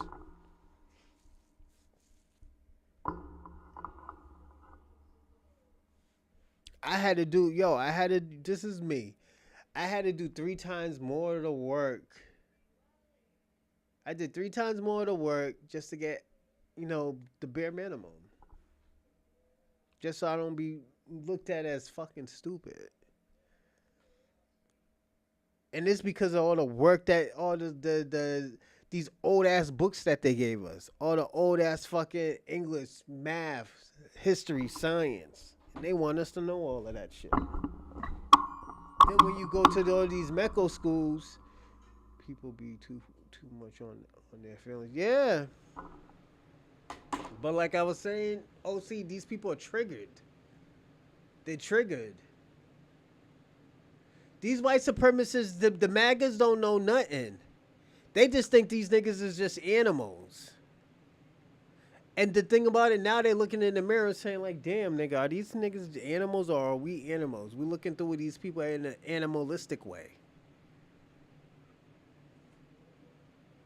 These white supremacists, these MAGAs, they're looking through black America, foundational black Americans, through an animalistic eye image. Like these niggas is acting like monkeys. These niggas is acting like wolves out here and savages. It's because, like I said, the old school niggas failed us. What the old school niggas was getting when they were young, them niggas was soldiers. Those soldiers was teaching them.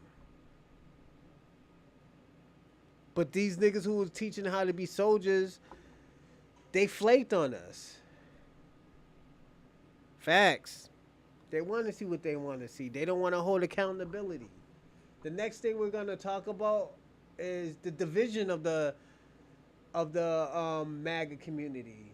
We're talking about the backlash. This is the backlash of all the shit that they put out, and now this is what they're receiving. They lost the presidential for 4 years. We've been seeing how the Democrats is getting down. Niggas was like, yo, we ain't fucking with the Democrats. The Democrats ain't doing shit for us. Now, Donald Trump changes his stance with his own people. This nigga ain't even America first no more. MAGA, Make America Great Again is not America first anymore. When he first came here, he started talking about, oh, yo, bringing everything back to America. This nigga's having tariff wars now.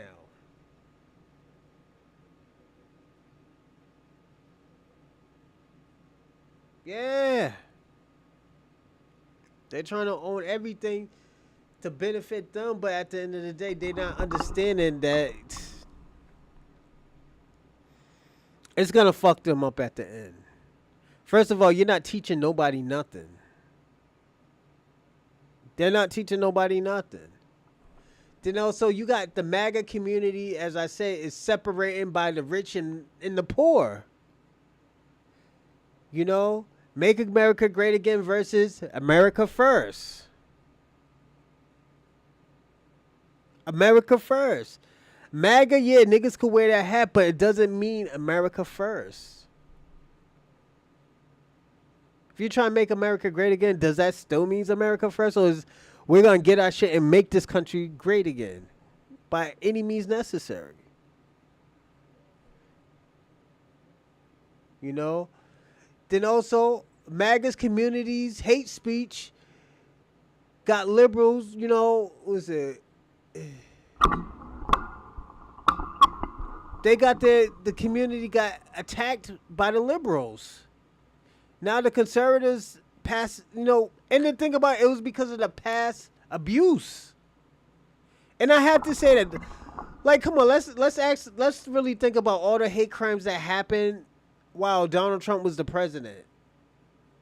All these gay people being attacked, all these black people being attacked, all these Latinos and these immigrants being attacked. This nigga was attacking them when he was trying to get elected, talking about Haitians are eating cats and dogs. We knew that shit was a lie, nigga. Some of those people do that, but not all of them. Come on, we can't say all of them eat cats and dogs.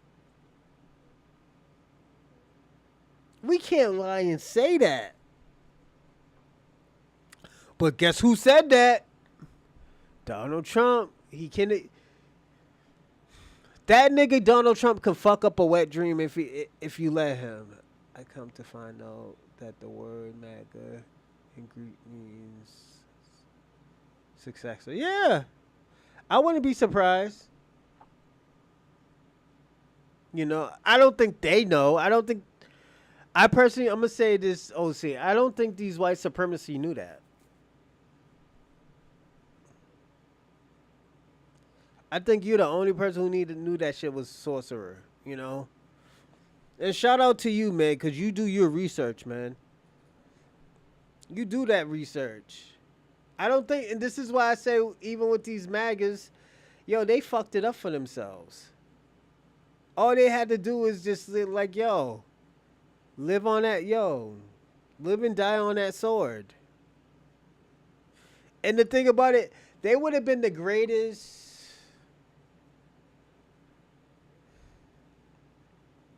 They probably would have been one of the greatest movements for the presidential history in the past 30 years. But they're the failure of it. This era is over. They're looking at it as a false prophet. And this is why I said what I said. They're false prophets out here. Oh, Donald Trump is going to save us. Donald Trump is going to do this. Donald Trump is... That nigga left y'all niggas to die on that fucking hill by yourself. All y'all niggas is going down with the ship, nigga. All y'all going down with the ship, and at the end of the day, you still don't know you're going down with the ship.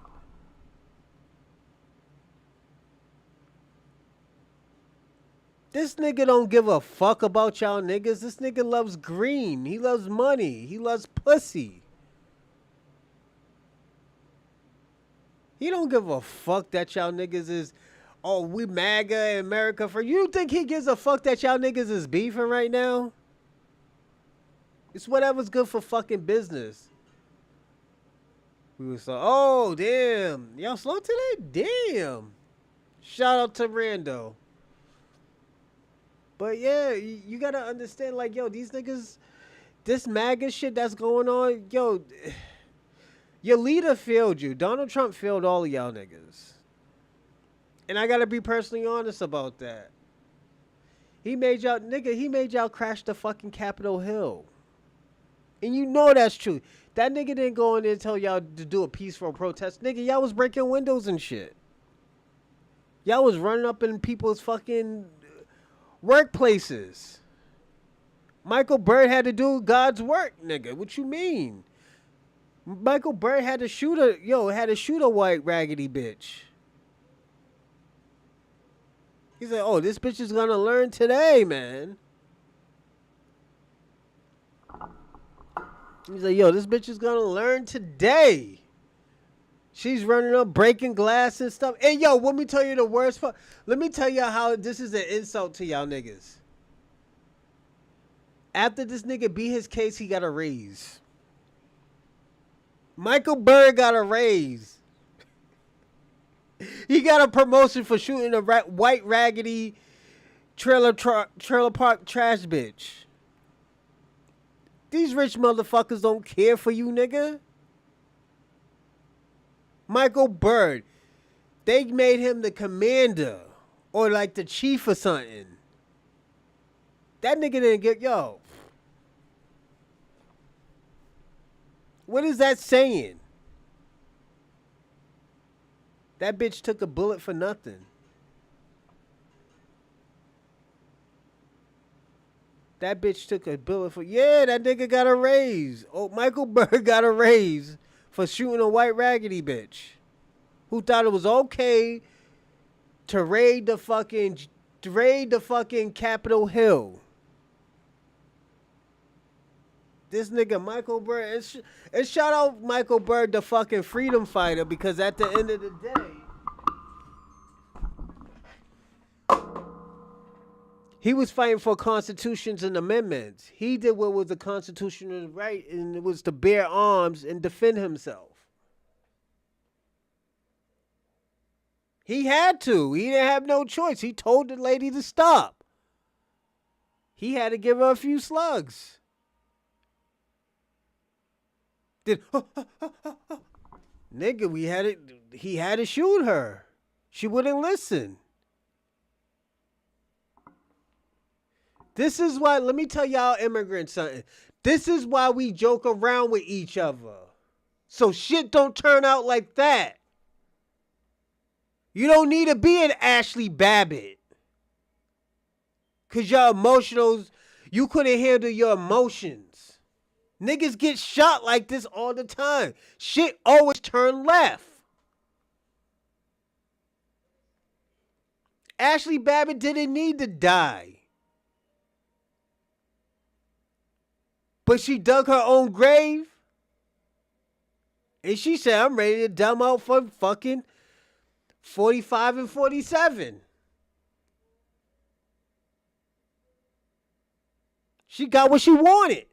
She wanted 2 slugs.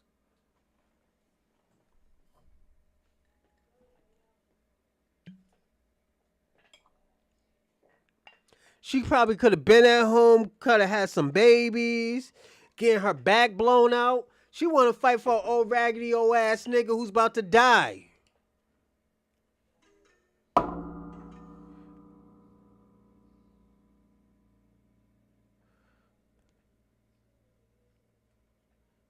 I wouldn't be surprised. They do nasty shit like that. They used to do that shit in South Boston. I heard about them niggas doing that type of weird shit in South Boston, Massachusetts.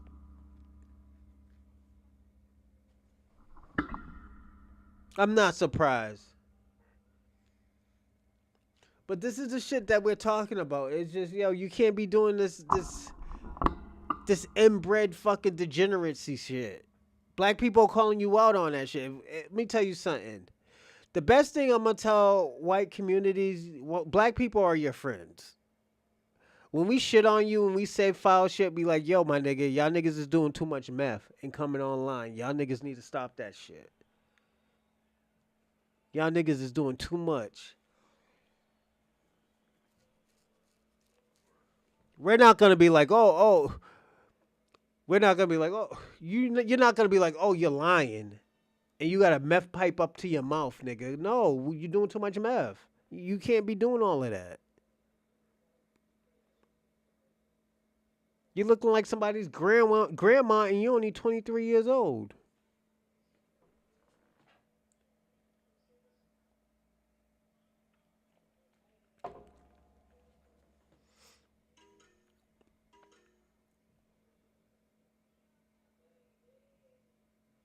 Yeah, he knew what he was doing. He knew what he knew he was gonna get them niggas out of there.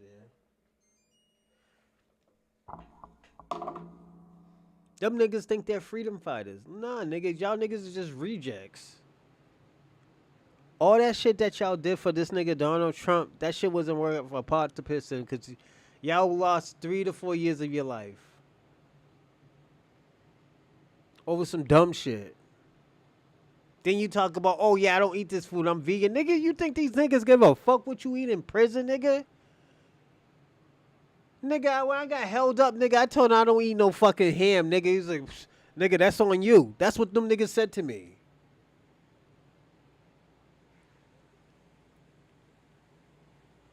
You ain't got shit to protest in prison, nigga.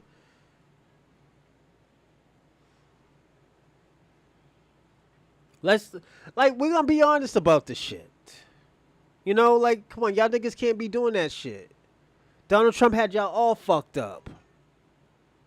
Is that the white folks don't want to heat the truth? Yeah, they don't. We've been telling, yo, OC, how long we been telling white America this shit for years? You can't be going around here doing that shit, that white people shit. How many times we say, yo, you can't go around here doing white people shit like that? Niggas will shoot you. Niggas will pistol whip you and beat you the fuck up. Oh, them niggas ain't gonna do nothing. They scared of me. I'm gonna call the police. Niggas ain't scared of no motherfucking police. Nigga, you didn't see what happened in Ohio? You didn't see what happened in Alabama? You didn't see what happened in Mississippi? Like, come on. Like, nigga, we really do this.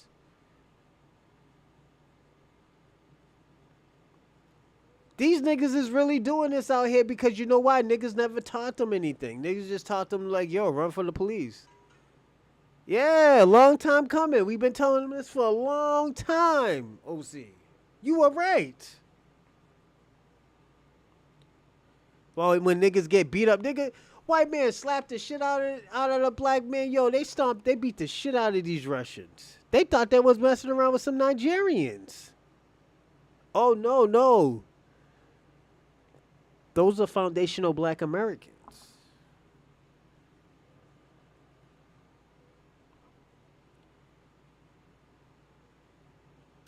This is why I say we get busy. I want to say this too. I wrote this. I wrote a few things. MAGA community has lost, and I'm gonna say this: MAGA community has lost their toughness and became weak. The conservative party, they're weak now. They're not even tough anymore. I remember when this red pill was going on. Go make me a sandwich, bitch. Remember when they were saying that? Bitch, only thing you need to know how to do is make a sandwich. I didn't ask you what your degree is. I remember conservatives were saying this. Run around here calling black people niggers and shit like that. You ain't gonna do anything. Run around here thinking niggas was scared. The sad part is that the only thing white people understand is getting their... Yeah! It is sad because at the end of the day, they can be doing better. All they gotta do is play their part. All they gotta do is play their part. Rando. MAGA is crashing out. They have to. They have nothing. You gotta look at it like this, OC. They have nothing to fall back on. They didn't think this shit was gonna happen. They didn't think that they had to fight their own people. They didn't think that they're gonna have to like battle with fucking LGBTQIA communities. They thought they were gonna keep on fucking beating the shit out of them. Running up on them, beating them up and stuff. And not knowing that their parents taught them about hunting. That they're white people too. That they're white conservative family. They have white conservative families. Let me tell you something. Most liberal activists, most liberal people have white conservative families. And most people don't know that. I know that because I dealt with a lot of people like that. To this day, there's this guy, he's a white guy. He adopted my ex-girlfriend. She was from Ethiopia. To this day, I still see him as a uncle. I would say a pops, but I have a living father, so I'm not gonna disrespect my father like that. You know, so yeah, my father always has been there and won't and he won't stop being there. So he's like a real good uncle. I was there when the nigga was going through his divorce, and that shit was crazy. Them niggas been together for like 25 years. Very good guy. White guy too. Very good guy. Would have done anything for his wife, his kids, anybody. He didn't know me. He wanted me to get fucked up and stuff. Cause he knew I was sad about my father, man. Cause I wanted my father there, but I didn't understand. My dad works a lot, man. They only say extreme leftist is because it's to do justice for black. Yeah, you're right. Yo, you want to hear something crazy? Double R. Tariq Nasheed said that same shit. You're right. Tariq Nasheed said that same shit. He said this, and I'm gonna add on to what you were saying. Tariq Nasheed said,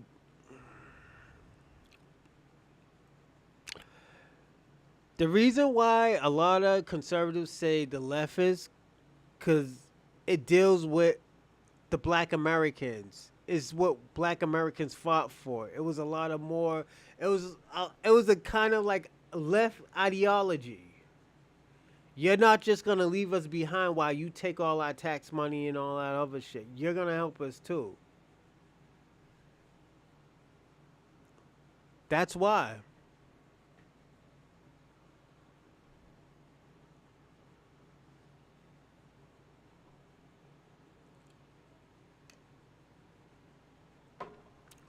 So you're definitely right about that, double R. But yeah, they crashing out, man. We're gonna watch how they crashing out. You know, I got a 15-minute video right here. It's two white women. They look middle aged. You know me, I like cougars, so you know I could do some grounding and pound.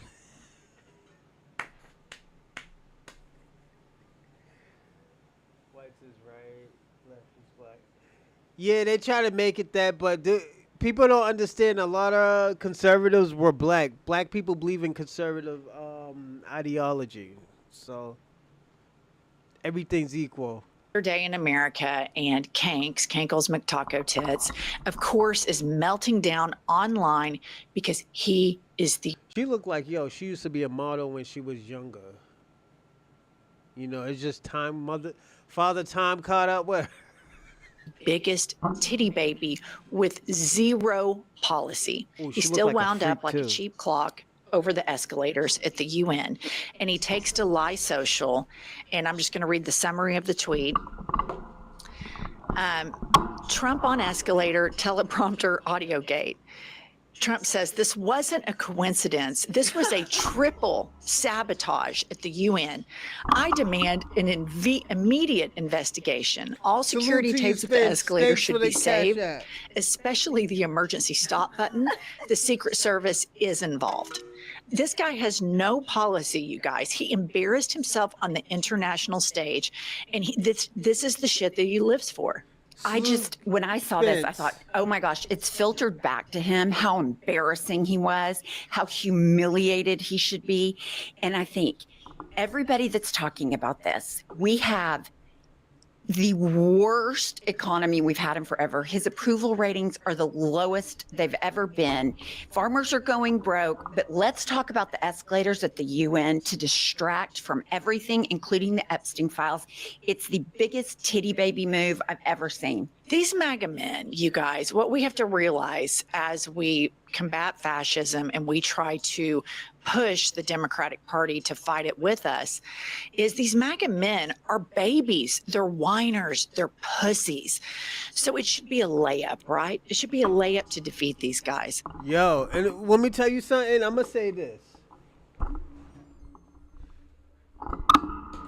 2 months ago, I would have been like, yo, these bitches is crazy. These bitches don't know what the fuck they're talking about.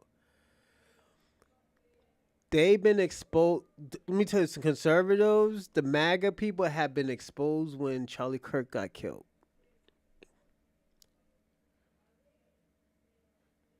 Dumb nigga, yo, these liberals pulled up these bitches' dresses. We gotta be personally honest. Pulled up that dress and told them like, yo, my nigga, you got panties on, nigga? I thought y'all was the red pill. I thought y'all wanted bitches to make y'all sandwiches. That shit been out the window. That shit went right out the window. Now we watching them niggas like, yo. I'm gonna say these conservatives right now, they're fish out of water right now. They can't breathe. They're desperate out here. They need some water. They're just flipping and flopping right now. They doing all these liberal moves. It's so bad that they're all doing liberal moves right now. They do. Hey, hold on. Let me ask y'all something too. I'm gonna say some other stuff too.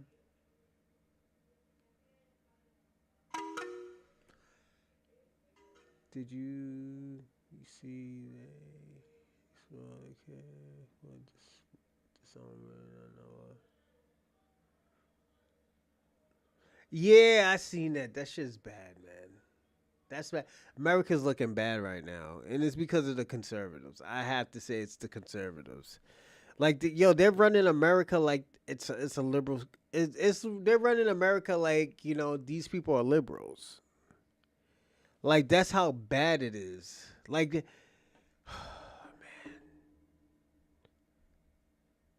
Like, and this is why I always say people all the time. I'm glad I'm in the black community right now. Like, and this is why I tell white people all the time, like, yo, just stick around with blacks and just stay in line, my nigga. It's not about you being a leader or somebody being a leader. It's staying on code. When you see these niggas act up, yo, walk away from them. Don't even participate. Nigga, they just got ran out of a HBCU school. Then they started bitching that they got ran out. Nigga, are you serious? Like, nigga, wasn't y'all like a week ago threatening fucking shooting up HBCU schools? And you think you two little goofy niggas is gonna come into a HBCU school and fucking debate, nigga? Are you serious? Nigga, you need to get the fuck out of here. Yeah, it's all about being humble and like, yo, playing your part. Playing your part, but everybody want to be a fucking chief, man. Everybody want to be that leader. Let me tell you something. You still have a legacy even if you're not a leader. All jokes aside, you can still have a legacy without being a leader. Like, let me ask you a question. Do we really think Malcolm X was a leader? Malcolm X never been a leader. Let me tell you something. Malcolm X followed the minister Elijah Muhammad. Elijah Muhammad was a leader. It's just everybody looked at Malcolm X as a leader, but he fucked up. Malcolm X fucked up when he outshined his master. That shit says it in fucking, what was it, 48 Laws of Power. Never outshine your master. Then he gotta get you the fuck out of there.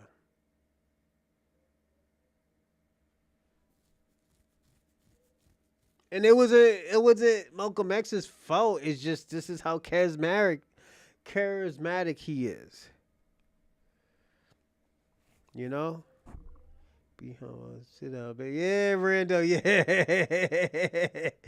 You got to, man, Rando. Yeah, they don't understand that shit, man. You got to play your part, man. Well, much to my surprise, the Democratic resistance recently, Kylie popped this up, they take the bait on this Charlie Kirk resolution to honor him, that he was this great American and all of this stuff. And Joe Montfort on X says, why are Democrats losing elections? Nearly 100 Democrats, you guys, voted in favor of honoring Charlie Kirk. Why would any of them vote in favor of honoring a known bigot? We're playing two different games here, you guys. They are playing a game that they are going to consolidate power. They don't care about rules. Their number one agenda that they have said is to destroy the left. What does the left do? Hops in and plays patty cake and says, yes, let's honor a bigot who said the Voting Rights Act of 1964 was a mistake, who's a misogynist. And this is where the Democrats fucked up at. The Democrats fucked up at, and they got punked. They got punked by the conservatives. I'm going to call it out.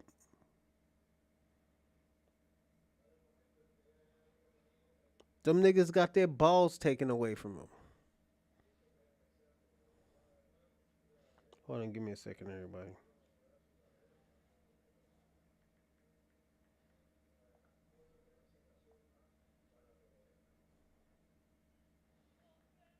Just give me a second.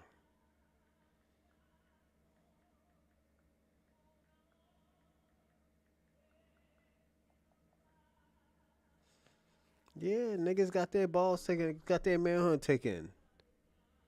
Like, we gotta be personally honest. Conservative parties, they got their manhood taken away after homeboy got shot in the face. Then schools got shot up. The conservatives can't do anything. Them niggas is weak. They can't even protect their own people. This is why I always tell people all the time, I was like, yo, we can't depend on conservatives or liberals. They can't even protect their own people. Yo, some little nigga who like,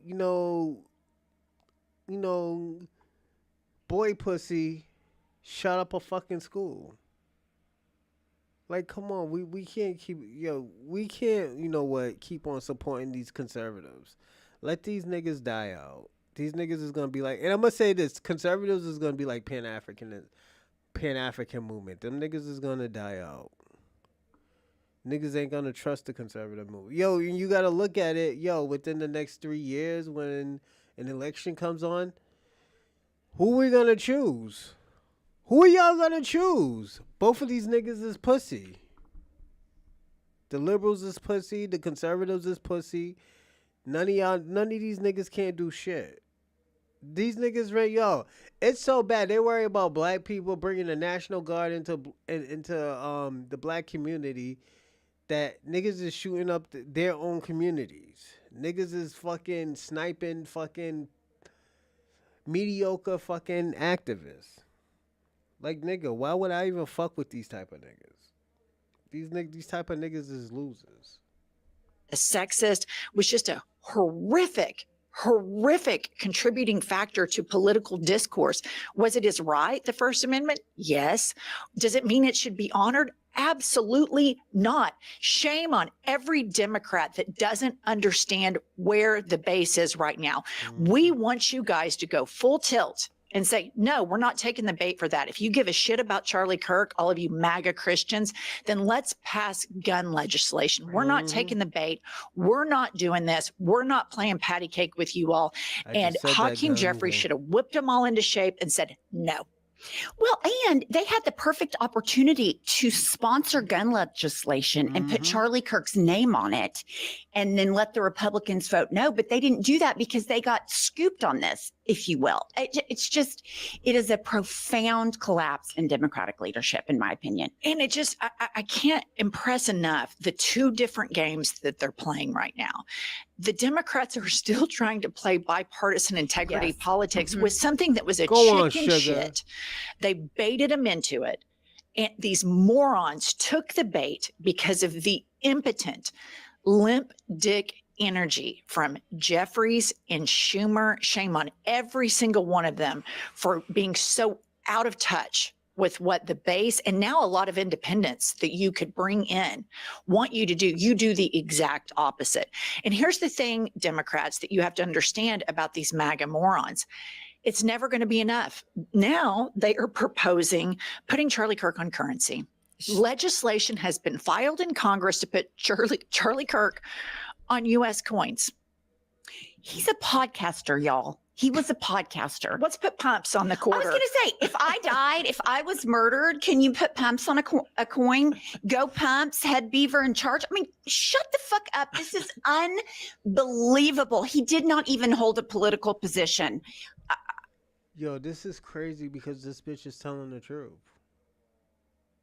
I can't even, this raggedy little cougar bitch right here is telling the truth. And I call you out a cougar bitch out of respect.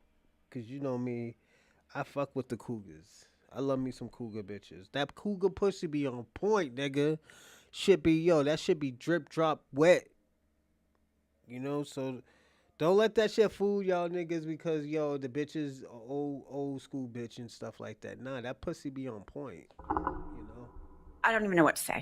And the Democrats, when you play with this, they will keep moving the goalposts. You have to understand about your enemy. MAGA. They want to destroy the Constitution. They want to abdicate and completely abandon the separation of powers. They are charging forward to do a lot of fuckery with the elections. This is insane. So when you take the bait, then they're just going to keep going. It's just like Donald Trump. We could sit here and do 95,000 podcasts about what a great guy he is. He's still going to be broken. He's still going to be an idiot. He's still going to have dementia. It's fact, Will, I was just saying that same shit. I was saying the same shit. I was like, she sounds crazy right now, but at the end of the day, if you listen, she is telling the truth. Because you know what? I'm going to say this. She's giving it to the Democrats and the Republicans. She don't give a fuck what side's on. She's like, she just basically called the Democrats some pussy for signing that fucking Charlie Kirk shit. I said the same shit. I was like, them niggas got their manhood taken. The Democrats got their manhood taken because at the end of the day, they didn't fight back. They didn't say, nah, we ain't supporting this nigga, Charlie. Because that nigga ain't doing anything. But listen what she said. I'm going to rewind it back. Powers. And I was going to say, if I died, and these now, the Democrats are still trying to play bipartisan integrity politics with something that was a chicken shit. They baited them into it. And these morons took the bait because of the impotent, limp dick energy from Jeffries and Schumer. Shame on every single one of them for being so out of touch with what the base and now a lot of independents that you could bring in want you to do. You do the exact opposite. And here's the thing, Democrats, that you have to understand about these MAGA morons. It's never going to be enough. Now they are proposing putting Charlie Kirk on currency. Legislation has been filed in. And they got this nigga looking like a sex offender. This shit is crazy, my nigga. Oh, that's Thomas Jefferson? Oh, shit. Thomas Jefferson looked like a sex offender. Jesus Christ. Put that nigga not on a coin, nigga. Put him on a fucking wall of shame, my nigga. Jesus Christ. Salute, Ohio. Salute. Yeah, man. They got fucking Thomas Jefferson looking like a sex offender. Jesus Christ. Nigga. I'm glad I'm not from that nigga's lineage. Congress to put Charlie Kirk on U.S. coins. He's a podcaster, y'all. He was a podcaster. Let's put pumps on the quarter. I was going to say, if I died, if I was murdered, can you put pumps on a coin? Go pumps, head beaver in charge. I mean, shut the fuck up. This is unbelievable. He did not even hold a political position. Facts. Listen. I don't even know what to say. And the Democrats, when you play with this, they will keep moving the goalposts. You have to understand about your enemy. MAGA. They want to destroy the Constitution. They want to abdicate and completely abandon the separation of powers. They are charging forward to do a lot of fuckery with the elections. This is insane. So when you take the bait, then they're just going to keep going. It's just like Donald Trump. We could sit here and do 95,000 podcasts about what a great guy he is. He's still going to be broken. He's still going to be an idiot. He's still going to have dementia. It's not going to fix his congestive heart failure. It's not going to fix his fragile, broken ego. But this is the thing about these MAGA men. They're such betas and they're such pussies. Whatever their leader does, then they all do it too. This is a MAGA man who claims to be a moderate Republican on CNN, and his name is Joseph Marino. But OC, she's telling the truth though. That's the crazy part. This is what's fucking me up. I'm gonna be personally honest. This is what's fucking me up because at the end of the day, I've been saying this shit. But hearing it from a white woman's mouth, it's weird. And the reason why it's weird because you don't hear white people, you don't hear white women or white people taking accountability for anything that they fucked up on or anything that is fucked up. They always blame the other. It goes hot potato. The Democrats will blame the Republicans blame the Democrats. And I like when these ladies said, take your fat ass to Cracker Barrel.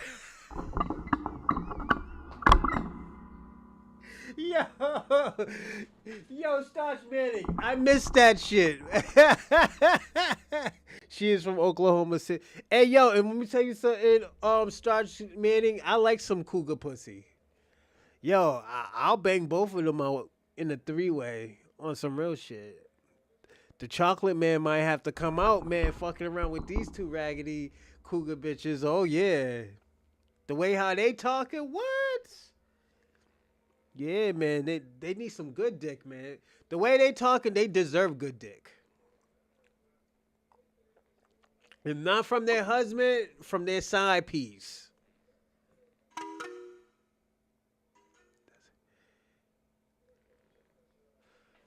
Oh, yeah, I'm going to look that up, man. Shout out to Starch Manning. Shout out to Ohio. Shout out to OC, always doing this thing. Shout out to Rendo for coming back, man. I'm sorry it's a slow day for you, man. But, I hope great things can come among this. But, everybody, don't forget to like and subscribe and comment. And if you want to donate to the platform, I will put it in the live chat after I say this. But if you don't have no money, don't worry about it. Just share. Share to your other platforms and stuff, just so it can help the algorithm and stuff like that, and have more people come on the show. And thank you, I do appreciate that. Sound like they have some pent up aggression. Yo, let me tell you something, man. I'm gonna say this. And there's nothing really against the white community, because there's some white people in the black community that be like, yo, just slinging dick. And even in the white community that be just slinging good dick. But you usually hear it about the black community. The thing about it is that, sometimes, like, have y'all ever watched some Tubi movies and stuff like that? And you be like, yo, just be watching this nigga just be pounding that pussy and stuff like that, and the girl just be going crazy? Yo, sometimes, girls just be needing that, just kissing up on their neck, just a boom, boom, boom, just a pounding, but not like crazy, not like that, just a pounding, just an emotion or some shit like that. And sometimes these girls just be needing that, man, kissing them on the neck, talking about, oh yeah, man, give me that pussy, give me that tight little, cougar pussy. Oh yeah, it's wet, some shit like that,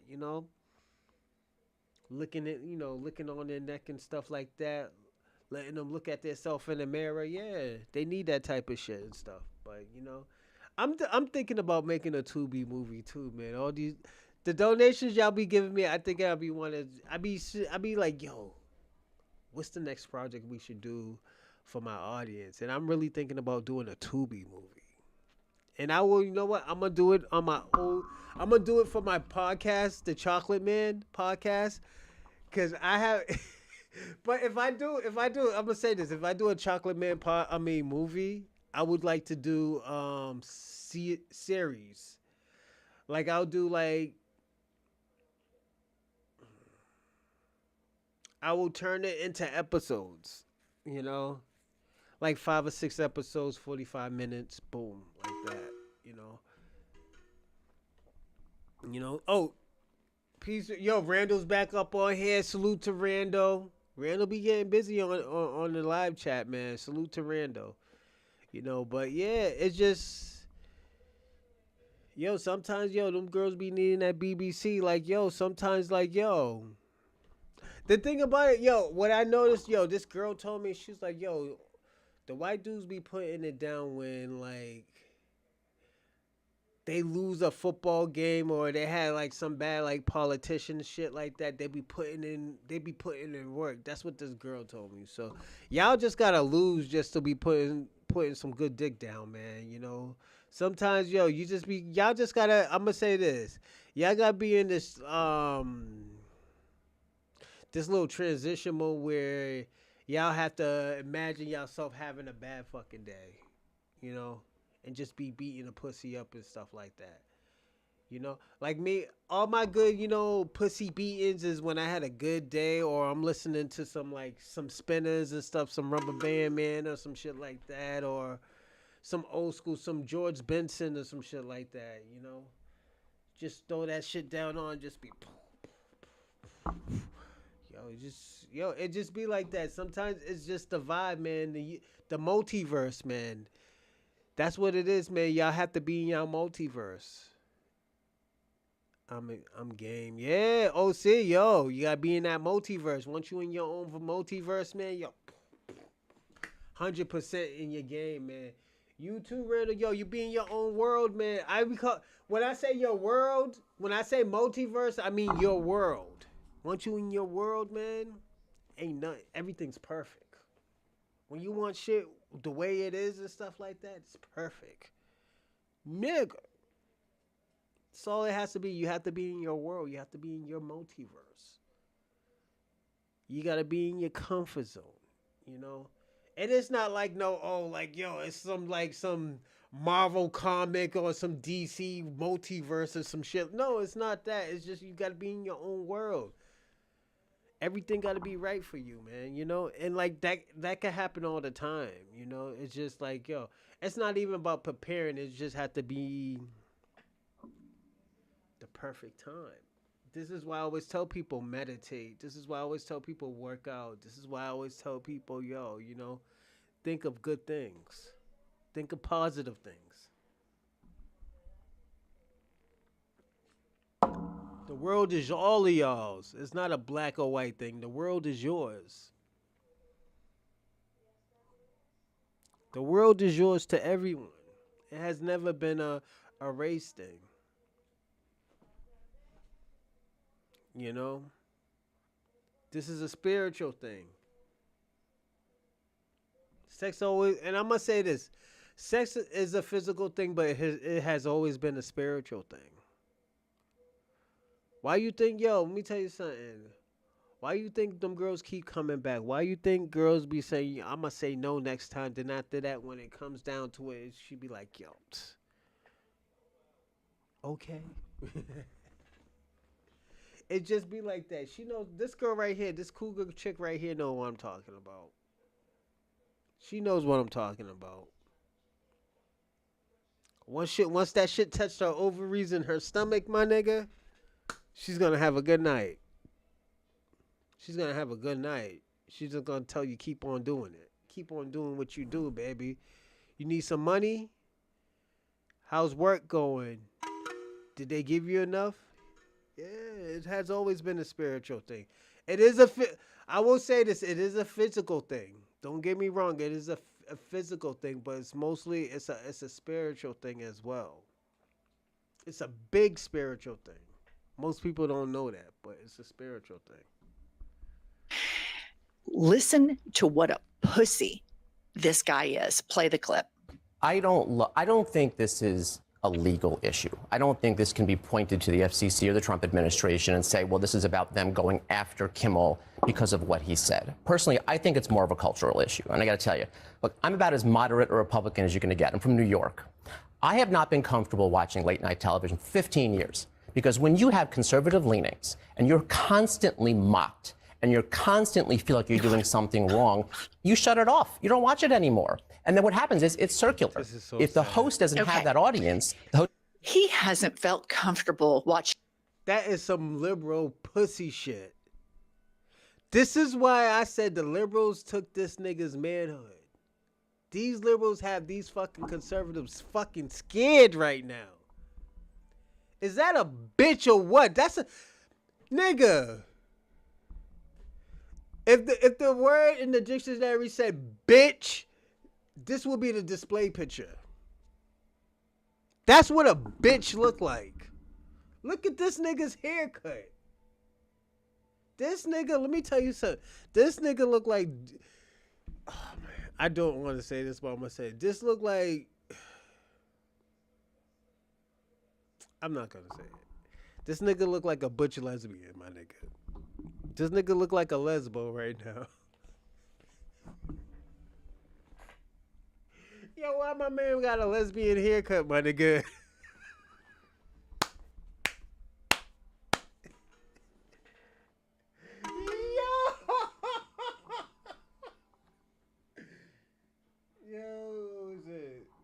Yo, my nigga got the worst haircut ever.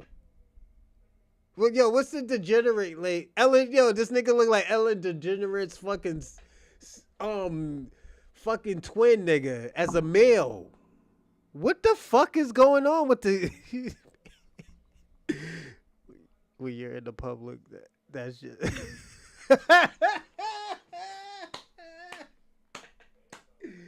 facts. OC, yo, this nigga look like a lesbian.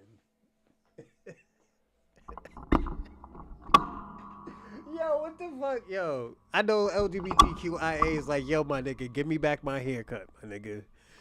Yo, this nigga is crazy. And give me back my nose, nigga. Like, yo, what the?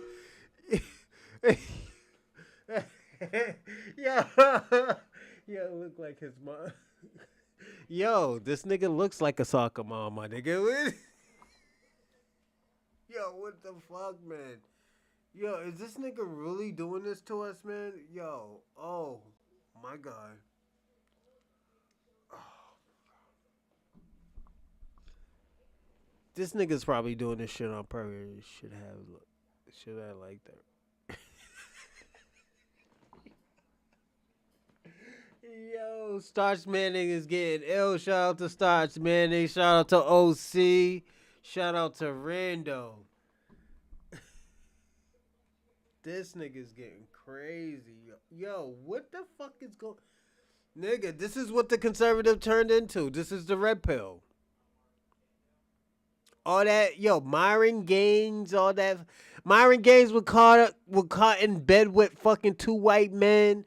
You got fucking Andrew Tate looking at tranny porn. Like, yo, what the fuck is going on? This is red pill. They've been fooling all y'all niggas for years. It was a joke. That shit was a joke that these red pill niggas was doing to y'all. Everybody wants to be a conservative, but at the end of the day, everybody don't do the conservative shit. This is why everybody pulls away from conservative party. It's not that everybody is not conservative at heart. Liberals are conservative at heart, but at the end of the day, the shit that's going on, they can't be conservative. Fragile. Yo, y'all niggas is roasting him in the live chat. Shout out to yo. My man said, yo, OC said fragile rock hairstyle. Yo, this is crazy. if the host doesn't have that audience, the host these fine ass cougar bitches is like, yo, and I gotta say, yo, they're fine ass cougar bitches. And y'all niggas know I don't really do white women like that, but they're fine. I'm gonna say that. And the thing, like I said, I like older women, you know? I like my bitches with a little bit of wrinkles. Come on, man. You know that pussy gonna be wet. That's what it means, man. Let me tell y'all something. Don't let these niggas fool y'all. Niggas talk about yo, get you a young chick and stuff like that, cause you wanna yo, that them cougar pussy, yo, that cougar pussy, yo. If you get one of them bitches that put it on you, oh shit, nigga, that shit will knock you the fuck out. You wake up like you had a melatonin, like oh shit, that bitch made breakfast. Nigga, I used to have I'm gonna tell y'all a story, all right? I used to have this older chick. We fuck for like probably like 6-7 hours and stuff, nonstop. Boom, boom, hit it from the back, put it in your mouth, all the whole crazy shit like that. Put the legs up, hold her up in the air, boom, boom, boom. Yo, it was crazy. Yeah, OC, older chicks is the best, man. Yo, wake up. I had corned beef hash, fucking eggs, grits. Jesus Christ. I was like, yo, I love this girl. I was in love with her, man. I ain't even gonna lie. I was in love with that older chick. She put it on me. And she was like, what, 4 or 5 years older than me. But she was a cougar chick because she was in her 40s. Hell yeah. I used to sneak into her crib in Randolph and say, yo, what?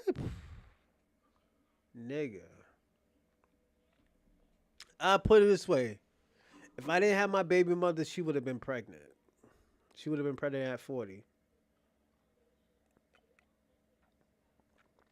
She was a fucking freak, man. Yo, real talk, yo.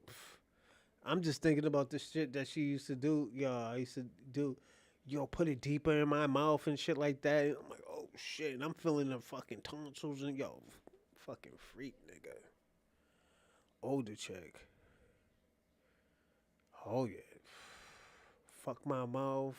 Everything. Oh yeah. One day she told me not to pull her hair. That was it. Hell yeah. And she was a good girl too, man. Like she got me. She's the one who got me drinking wine. She drink pink wine and shit like that. I drink red wine. I'm a red wine type of nigga, I was going through my shit when I was drinking heavy. Yo, but there was one situation that happened to me. I swear to fucking God. I don't want to tell you this story, but I'm gonna tell y'all this story. I was smoking hookah and I had some good weed in there. The weed I was getting from, the lady went to jail because the lady was getting weed all over the world. And it was coming to Boston, but she was sending it to all over the New England region. And this was when I used to smoke weed. He got an AF. Yo, he really does, man. Yo, my man got the fucked up haircut, man. That shit is crazy. It's the Chris fucked up haircut. The perfect fucked up haircut. We're gonna say that. Yo. We smoking hookah and stuff after we hit it, boom, boom, boom, boom, boom. Yo, she was like, yo. And I told her, I was like, yo, there's weed in this. She's like, yo, I haven't smoked weed in. Hey, what's going on, Uncle? Salute, salute. She was like, yo, I haven't smoked weed in a very long time. I'm like, yo, be careful. This is very strong. I put hookah in it, just to calm the shit down, but there's weed in it. She was like, yo, can I go outside? I was like, yeah, you could go outside. She's like, yeah, I just want some fresh air. So we all go outside, getting some fresh air. This girl told me, yo, she started breathing hard. She was like, yo, I need some water. I was like, okay, cool. Gave her some water. She was like, yo, call the paramedics. I can't breathe. I was like, oh, shit. I was like, yo, it's the weed. Don't worry. I was like, this is some strong weed. I was like, I told you this was strong weed. She's like, yo, I can't breathe. Like, yo, let me get some more water. I'm giving her water, and she just stopped. She's like, yo, I haven't smoked in a very long time. I was like, yo, I told you the shit that I be smoking. Because y'all got to understand, like me, when I was smoking weed, I was buying ounces every, 4 or 5 days.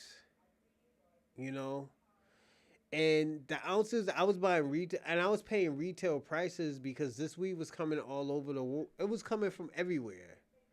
the green crack, the jalopy. It was a gelato, the fruity pebbles, the fucking I had some kosher weed, and I had nigga. I was yo, I was getting high, you know. I was like a weed head, you know. And that was the last time I ever smoked with her. I was like, yo, you don't ever touch no weed ever again. She's like, oh, okay, okay. No, but she was an older chick, man. That's why that older pussy, yo, that shit will put you on the spot. Yo, I love older pussy. I remember I was fucking this Dominican girl from Harvard Point. She had like 2 kids and stuff like that. Like, but she had some good pussy. I stayed not pulling out. I'm not even gonna lie. She was like 40. I was like 26, 27. You know. She's like, yo, well, you came in me again. I'm like, yo, yeah, I did. Was you gonna pull out? I was like, no. I was like, I know you didn't want me to. You know, so I was like, I wouldn't say I was a savage, but at the end of the day, like, yo, I always look at this. If these girls got pregnant and stuff like that, I already know I would be there. You know, just on some like G shit. I'm in LA when you, yeah, that's what you do. Yeah. Yo, I was putting in hookah and stuff like that. Just nigga, I'm spending like 350 every 4 days on some weed, an ounce of weed, and I'm like, yo, what the fuck, man? I'm like, yo, am I really smoking like this? And then when we tell you what it is, it's because of the blunts how I was rolling, you know. And so you know how like and like me, I always like my cigarellos. I love my cigarellos. I don't give a fuck what anybody said about cigarellos or the flavor wraps and stuff like that. I love that shit. Boom, boom, boom, roll it up, boom. The flavor joints. Remember back in the days on Code, they had the game joints, the purple game rollies. Oh my god, those were my favorite. That or some cigarellos. I love cigarellos. Niggas would never catch me without a cigarello. I was never a backwoods type of person because I always had a hard time rolling them, and I always had to tell people like, "Yo, can you roll this shit for me? I don't know how to do it." Then you always had to break it up, boom, boom, boom, boom. But with the cigarellos, you fucking cut the shit into a rectangle. You know, you always get a nice boom, boom, boom, boom, boom, whoop. You know, boom, boom, boom. You know that shit is straight. You know, and that's what that yo. These cougar bitches need that. They need a blunt. I won't smoke the blunt. I would have them smoke the blunt. Yeah, the swishes. Oh my god, the swisher sweets. Oh, you just bring me back to the days. Love me some swishes.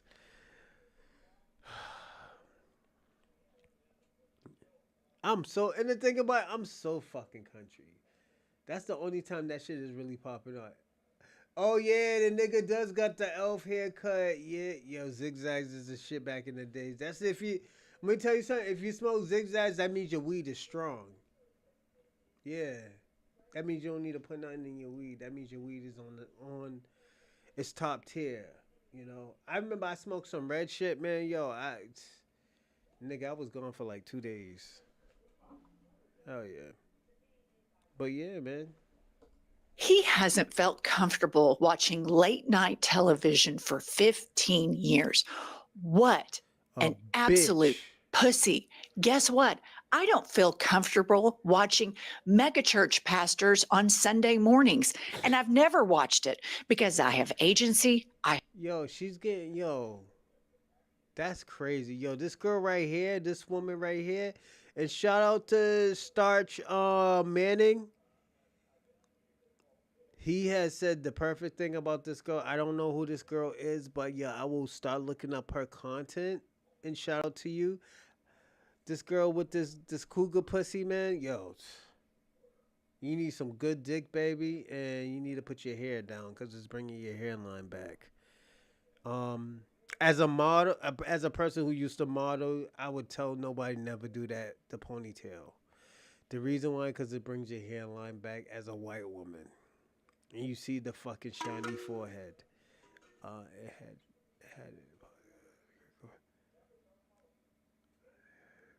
Oh, okay.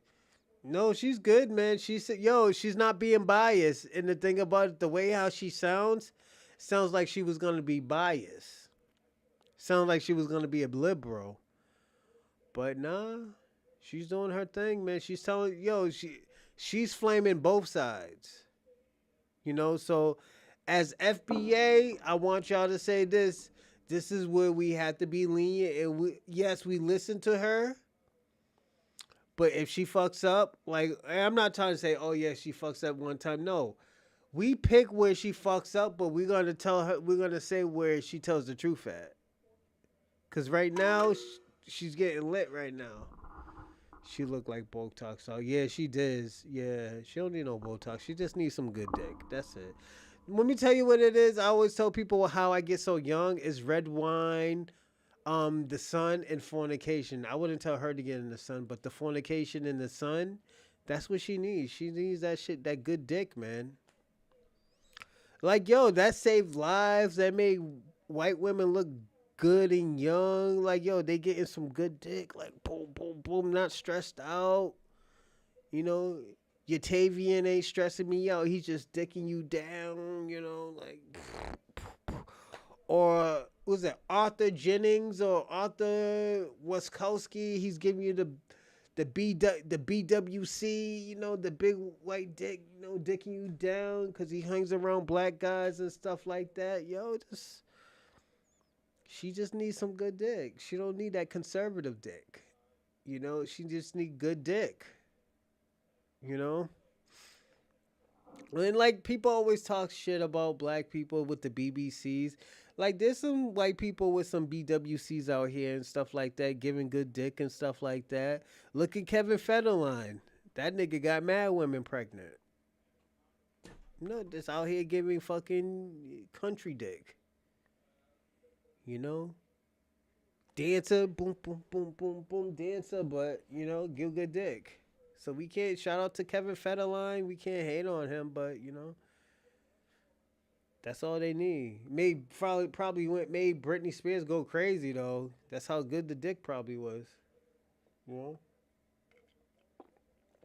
Now he got this bitch dancing around with knives and shit like that and stuff. Britney Spears dancing around with knives. Like, yo, what the fuck is going on?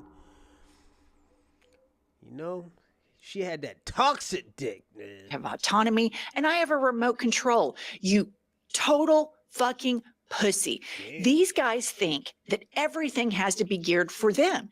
Comedy is about mocking people. And here's the thing. When you get on CNN and you act like that, you deserve to be mercilessly mocked for being the biggest beta imaginable, whining, complaining, talking moaning, about the red pill. That you are such a pussy that you can't use your remote control. Here's the thing. They always say, we're so masculine. We're the alpha men. Get that bitch ass nigga a dildo, my nigga. He's a straight up bitch, nigga. It goes back to, if you have to tell people you're an alpha male, you're not. If you have to go on and on about being gay and how bad it is, and for example, Jesse Water, what masculine is and how masculine he is, I immediately know he's not. Don Jr. saying, oh, I'm not on cocaine. You don't have to announce that if you're not on cocaine, which leads me to the Benjamin Netanyahu. I didn't kill Charlie Kirk 6 different times. So like follow the breadcrumbs. But if you have to tell people how totally strong you are and what an alpha you are, that means you're not.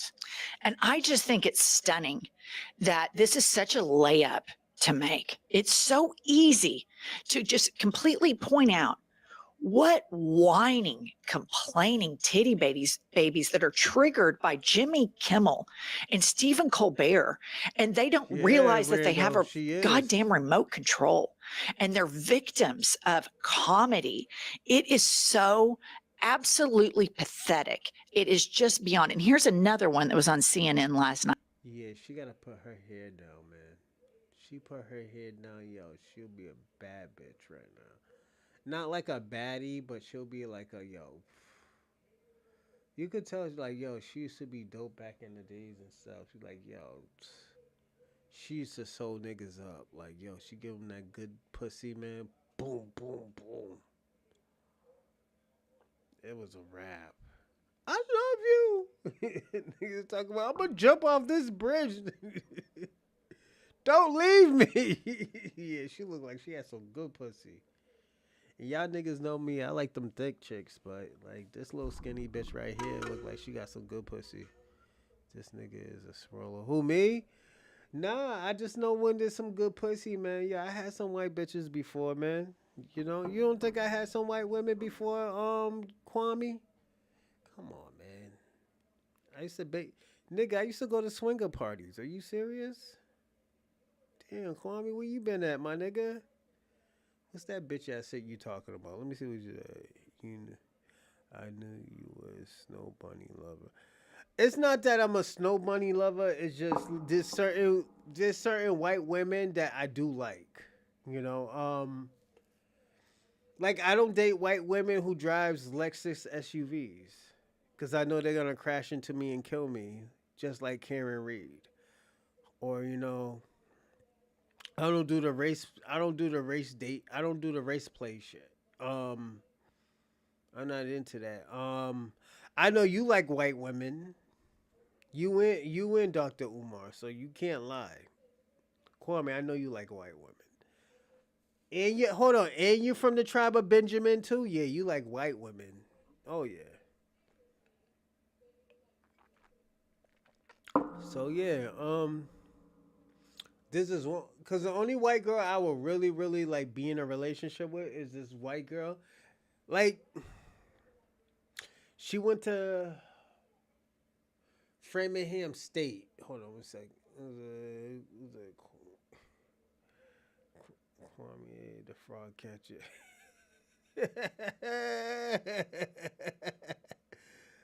Come on. It's back. Yeah, he's back. Yeah, yo, double R, OC. Yeah, he's back. Yeah, man. What are you talking about? The tribe of Benjamin, bro. Stop. Kwame, you're from the tribe of Benjamin, nigga. What are you talking about, my nigga? You're not a Hammonite. Stop being a wannabe African, my nigga. I don't find any white women attractive. No, there's some white women that are attractive. I will say that, my nigga. Don't play yourself, Kwame. There's some attractive white women, my nigga. But Kwame, you don't even like women. You're gay, my nigga. What are you talking about? You think you're about to get married to a man? The fuck? This fucking nigga. Oh, I don't see white women attract. Yeah, nigga, cause you gay, nigga. Nigga, you went to Atlanta to get proposed by your husband, my nigga. What are we talking about? You're a gay, gay nigga from the tribe of Benjamin, aka Jamaican, that likes men. Nigga, you think we're gonna judge you because you like men, my nigga? We ain't gonna do that to you, Kwame. Fuck it. You know? You like sucking poles, my nigga. Like, yo, we ain't gonna do that to you, tribe of Benjamin. You know, I'm not gonna do that to you. I'm not gonna say other people. Niggas gonna kick your back in because you talk mad crazy. You was talking mad crazy about black people. You talk mad shit about gay people in Atlanta. You was talking about HIV and shit. And your fiance is from what? Atlanta. The fuck? Nigga, you gay, you gay. You like sucking poles and smoking poles and bulges and stuff. You know? As they say in Atlanta, you like sucking baloney. You like smoking the baloney, my nigga. So, like, the fuck? Like, come on, Kwame. It is what it is. So what, my nigga? I ain't gonna judge you, my nigga. Come on. I know I'm harsh, my nigga. I ain't the devil. The fuck? But yeah, there's some white women. Yo, there's this girl. Oh, I didn't even tell you. Yeah, she was from Saugus. She was born and raised in Saugus. But she went to school to be a nurse practitioner. Her name was like, she had the whitest name too. Her name was like Susie. She looked like a nerd, but like I liked her. I think she was super dope. You know? She was a freak too. You know, certain white women that that's why I said like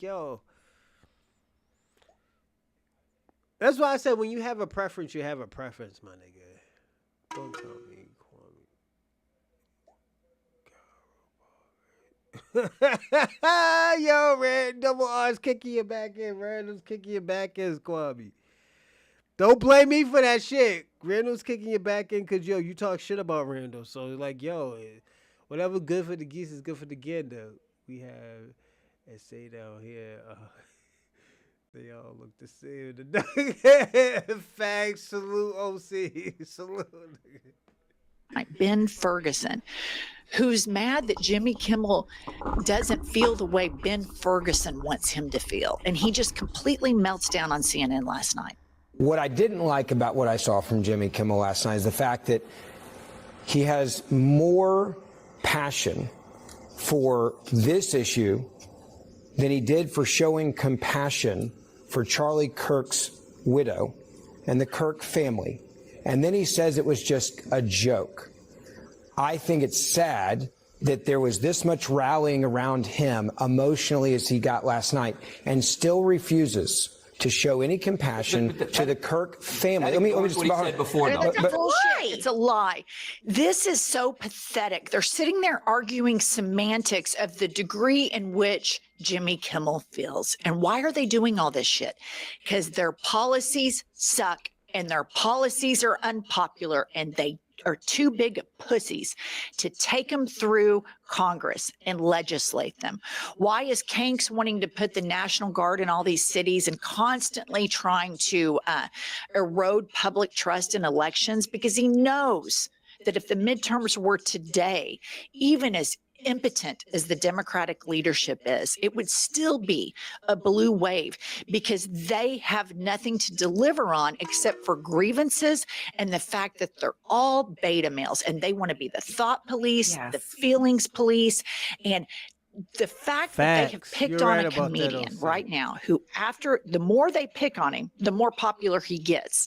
Jimmy Kimmel's metrics, ratings, viewings have far exceeded that of Charlie Kirk's funeral. And so if you want to continue down this road, continue to do it. But God damn it, Democrats, call them out and quit voting with these people and do not provide daylight to racism. All 90 of them, Pumps, over 90 of these Democrats provided daylight to racism. And the backbone of the Democratic Party are Black women. And who was the number one target of Charlie Kirk's rhetoric? Black women. Shame on every single one of you that did this. I went to a models swinger party in New York. So they ran out the Trump Hotel. And this was when I was younger, like probably 25, 26. Yeah, I used to get busy, man. It's just you got to be careful what room you go into. You might see it, a nigga get piled. You can be like, yo, I'm out of here. I remember when the first time I said, I was like, yo, I'm out of here. This is not what I signed up for. But they have when I used to get high and stuff, like high for weed, I never did no like cocaine or anything. I'm scared to do cocaine. But they had cake bowl full of weed, coke, and pills. I didn't touch the pills because I didn't know what type of pills those were, so yeah, that shit happens, player, and then nigga, this isn't your town, my nigga, like, yo, let me tell you something, Kwame, New York is low-key known for fucking swinger parties, and you know that. If you don't know that, you're not just tapped in, especially in fucking Queens, so...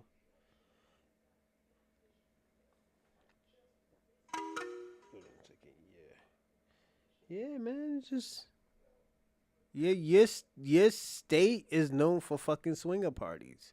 How you think? Let me ask you a question. How you think Diddy got turned out? Diddy's mother was already turned out. So, like, what are you thinking?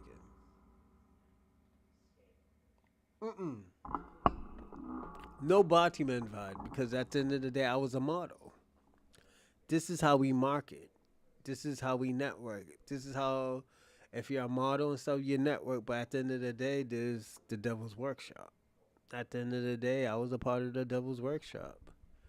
I didn't do anything gay. No, absolutely. I'm comfortable with my sexuality. My sexuality is women and a whole bunch of women. You know, I love women. You know that. Let me tell you something. That has been my downfall. Is women, strippers, fucking. You know, good pussy, fucking. You know, college women. Like yo, it's just what do you expect? I think women has. Let me tell you something. God had the thing that God ever created. The most perfect thing is women. But the reason why it's the most perfect because it can be a good or a bad thing. It depends how it just the whole situation turns out. Diddy was on trial for partying hard. Yes. And the thing about it, New York is notorious known for partying hard. You know, even like looking at their clubs, their clubs close late. You know, so it's what you think they do after like 5 or 6 o'clock in the morning. Party time. It's party time. Some people be doing the coke and staying up for 2, 3 days and partying, getting, you know, their back blown out and shit like that. Yo, Diddy been doing that shit for years. And like, I'm gonna say this. I can judge Diddy, but I'm not gonna judge him. And the reason why I'm not gonna judge him, because at the end of the day, he's probably a victim. You know, somebody probably taught him that shit. But at the end of the day, he was doing it legally. Only thing that he did illegally was he was tricking off. He was a model doing swinger. Yeah, most models do swinger parties, Kwame. You know, doing swinger parties don't mean you're doing gay shit. That means like you know you're sleeping with other women.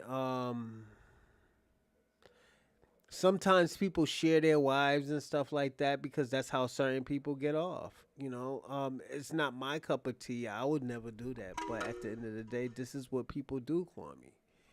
You know, this is New York, Kwame. That's your state, Kwame. You should know about New York. How? Let me ask y'all a question. When I did the Diddy thing, Kwame, this is what niggas do in New York. California is probably a little bit worse because everything is spread out in the fucking woods. Calabasas, let me tell you, Calabasas is the freak off's fucking probably capital. I used to think it was Prague, but no, niggas fly out fucking escorts in Calabasas. And I'm being honest with you because you're my audience. You know.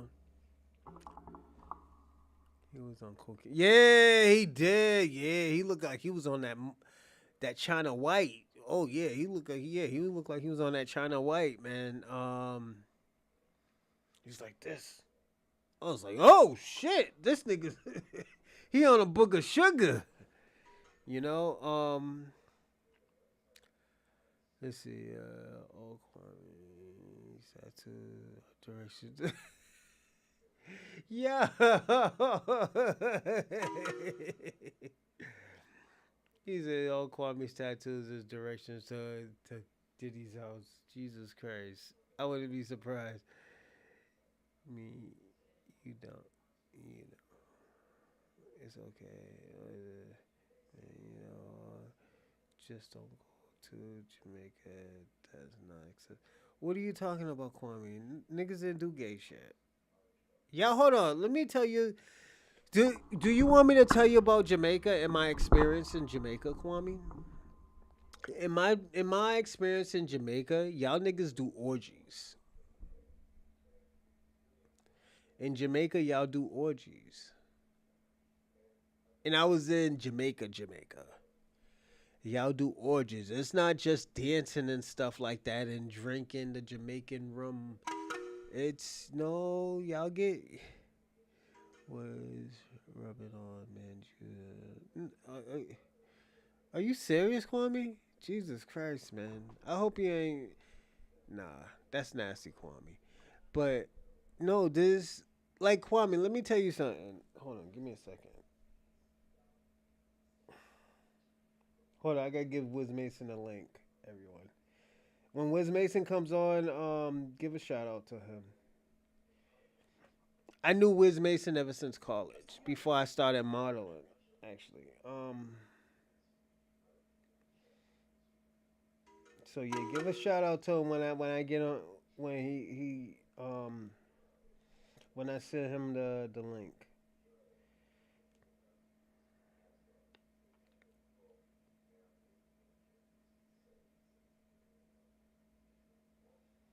Mm.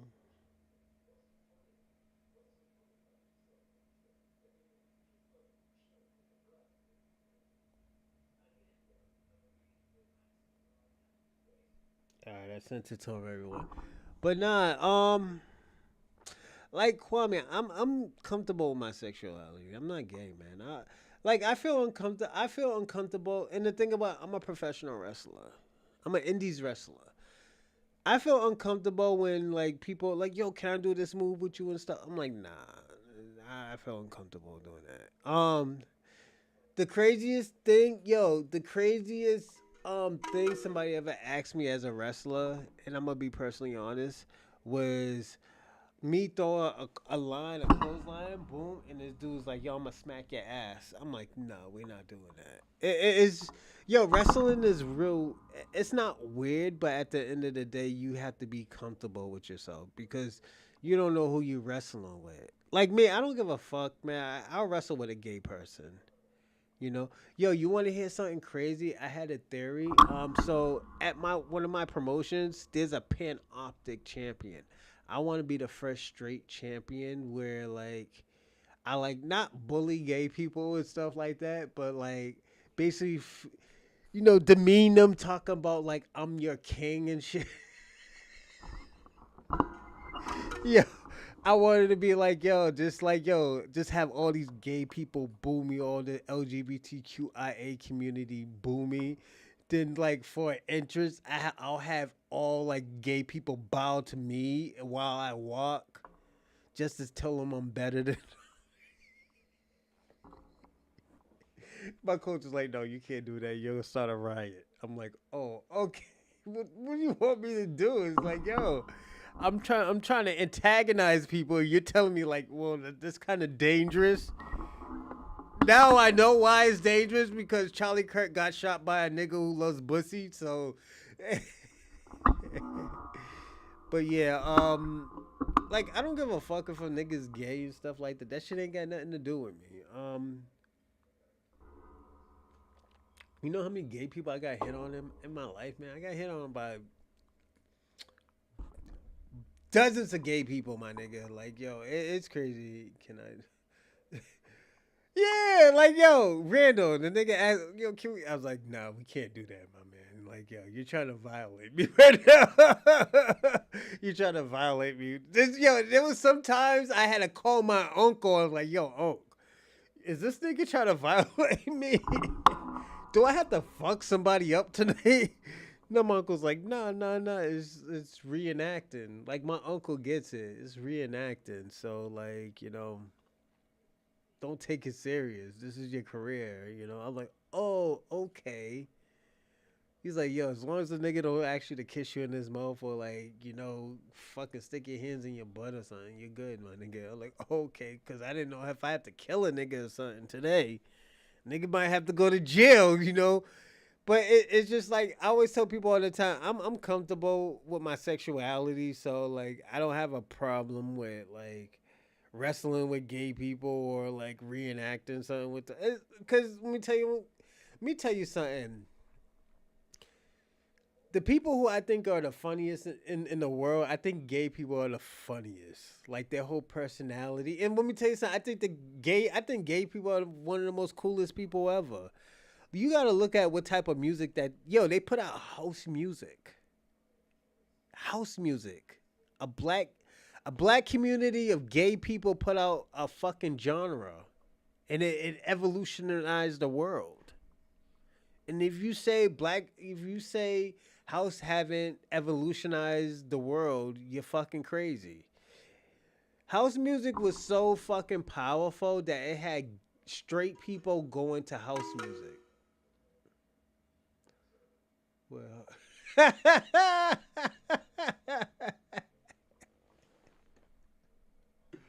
Yo, Randall is roasting you right now. Damn, Kwame, you get too live out here.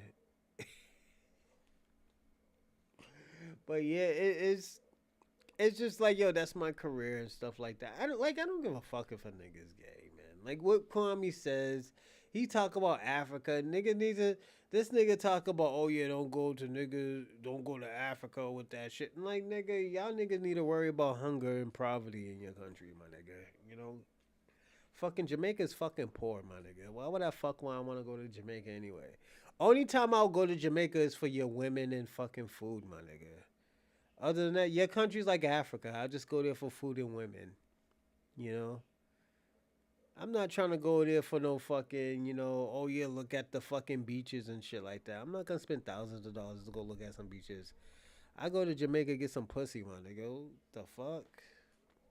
Niggas is crazy. Don't go to Jamaica. Niggas is trying to get some pussy right there.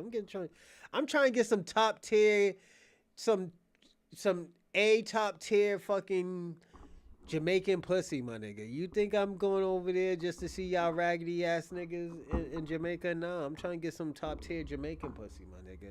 Just like if I go to Africa, I want to get some top tier African pussy. I want to get that shit that, that like, oh, yo, I see this nigga right here. Woo. She want to suck some dingaling or something, once she see me.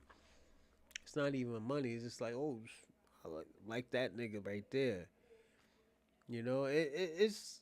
I'm just being personally honest, man. Like, that's why I always tell people all the time, I don't really go on trips like that, man. First of all, I got a baby mama. I got a children's mother and stuff like that and stuff. And if I was gonna cheat, my nigga, I'll cheat with some good pussy and stuff like that. And like, I don't need nobody trying to take care of me and shit like that. I make enough good money and stuff like that. Excuse me. And I get good donations from y'all and stuff to start my company and stuff like that. So, we lit out here. The Bronze Reaper podcast is lit out here. And shout out to y'all, man. Y'all helped me out a lot. Like, a lot. So don't think like, oh, yeah, I take this shit for advantage. This is why I try to give a shout out to y'all as much as I can, man. Because at the end of the day, y'all niggas is the real niggas that really put me on.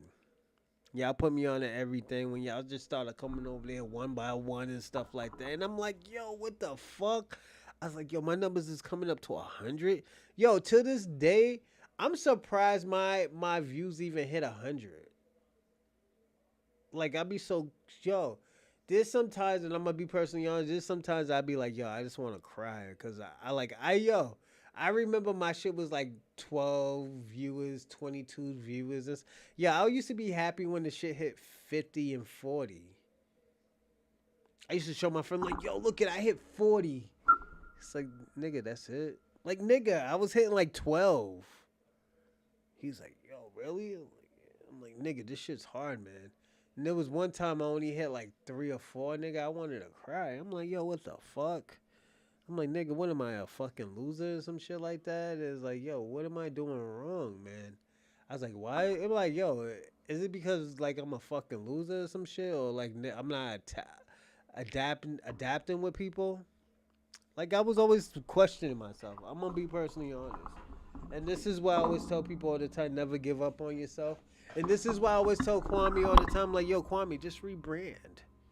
Just rebrand. I was like, yo, my nigga, you're not saying anything that's wrong, but at the end of the day, first of all, you feel like it's a competition. It's not a competition. If you really want to help black people, it should never be a competition. It should never be a competition. So. And I tell Kwame this all the fucking time. This is why I was kind of happy when he was like trying to, and I know he was trying, but you can't give a compliment while saying, excuse me, you can't give a compliment while saying, oh yeah, I want to give it up to African Americans. And niggas don't like that word African Americans. Like, come on, my nigga. Why you being disrespectful? Like, you trying to be disrespectful to us. You know? That's why, yo, every time when some shit happen in Jamaica and stuff like that, and you call or you're there and stuff like that, nigga, we look at you crazy like, yo, this goofy ass nigga. Like, yo, he's a bitch ass nigga. You could tell he's a bitch ass nigga. You know? And, like, I personally don't think you're a bitch ass nigga. It's just like, yo, at the end of the day, you just doing bitch ass nigga shit. You know? I'm just being personally honest. I think you just do bitch ass nigga shit. You know? That's why when niggas roast you, I just laugh because at the end of the day, first of all, you deserve the shit. You deserve all that shit because you're the one who brought that type of problems to yourself. You know, yeah, you be bringing that bullshit to yourself, Kwame. Yo, and then think about you can be helping, my nigga. You should be doing the shit that Charlie Kirk should have been doing. Just listening to niggas. Like, oh yeah, woo, woo, woo, woo, woo. Oh yeah, well, you know what? Your shit ain't working. So, like, this is what I'm doing trying to put us together. You just thinking about yourself, Kwame. You always thought about yourself. And this is why I had a problem with you. You didn't think about black Americans. You didn't think about, oh yeah, what the shit that black Americans had to suffer. And till this day, still have to inherit. Y'all don't have to inherit that shit because y'all niggas is from a different country. Y'all from some bullshit country where, like, y'all niggas was getting beat up by your own people. Like, yeah, niggas get killed by our own people and stuff, but niggas retaliated like, yo, that shit ain't gonna slide. But you gotta understand, when niggas really stick together, nigga, it's a wrap. It's a wrap. This is why I'm doing a reparation thing right now. What you think I'm gonna go to after that? You think I'm gonna just stay on reparation? No, I'm gonna get this shit solved. And after I get this shit solved, I'm gonna get busy, my nigga. I'm gonna get busy. I'm talking about, like, yo, bringing communities together. And let me tell you, I'm gonna do what Pan-Africans couldn't do. I'm gonna bring the black diaspora together with the Latino diaspora after we get everything. Y'all niggas think I'm joking? Y'all, nigga. The only problem that we had with immigrants was they always turned on us. They felt like, oh yeah, these niggas have more power than them, so yo, you know what? We can't really fuck with them because they're gonna hold us down. We don't want to get brought up with their bullshit. Just it is what it is. It's all right, but we know. You're so breathtakingly out of touch with the Democratic Party. Go full fangs, full teeth. After these men, they make it easy. They make it easy. We would go so hard in the paint for you guys if you would fight for us, but you don't. You vote to give racism daylight. It is so dangerous, regressive, and pathetic. Let's take a break from the news to hear from our sponsor. Listener, Delete Me makes it quick, available for your York at 20.com/. We're in this. It's IHIP. So this is such a layup, Democrats. It is such a layup. And if you give us ammo, the left-wing media dynamic is building. We're growing. Other podcasters are growing. But it's difficult to defend you when you're not going on attack and you're giving daylight to racists, which brings me to some polling that came out from Quinnipiac. This is really bad. Nearly 8 in 10 voters say the United States is in a political crisis. Quinnipiac University national poll finds optimism sinks for freedom of speech being protected in the United States.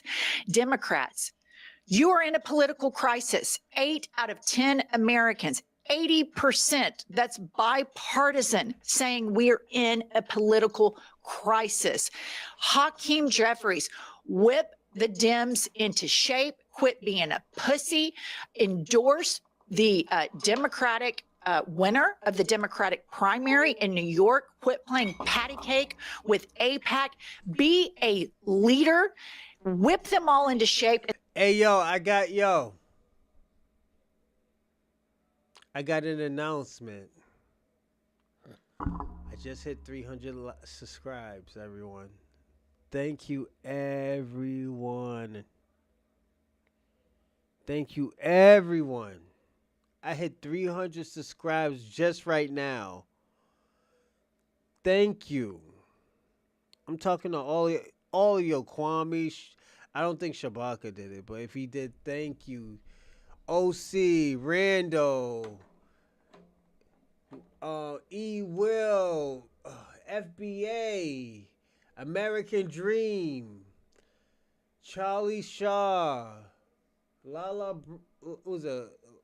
Brown, OC, Starch Mayonnaise, On Code, and everyone. Everyone. This is what I just see right now, but if you hit that subscribe button, thank you. Thank you. This is a big start from what I'm having right now. Right now I'm looking for sponsors. But what y'all have done to me, yo, y'all made. You don't know how proud I am right now because at the end of the day, this took me 2 years. But the thing about it, the 2 years didn't start. The year started in probably March and April when I started getting these subscriptions.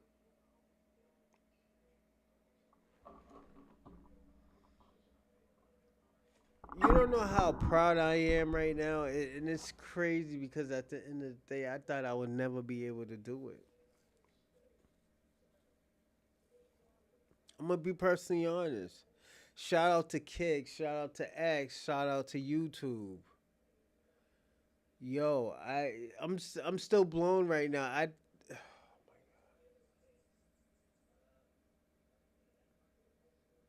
is crazy right now. 300 subscribers, and like I'm already like halfway close of being monetized. Nigga.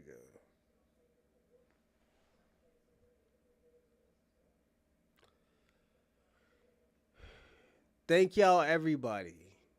Even if I didn't say your name, thank you. Just thank you, thank you, thank you. Thank you for believing me. Thank you for subscribing. Thank you for sending the cash apps. Thank you for liking and subscribe. Yo, everything. Thank you for giving me a hard time. Thank you for making me do research. Kwame, thank you for letting me do research. Even though you gave me a fucking headache. And sometimes I had to just sleep in. I'm like, yo, what the fuck? Thank you, Kwame. Thank you, thank you, thank you. This shit, yeah, let me tell you something, Kwame. Even though I have a hard time with you, you made this show better as well, like everybody else, from Charlie Shaw to Lala Brown to Official C to E Will. E Will, let me tell you something. E Will sent me donations. And like E Will, I'm gonna say this.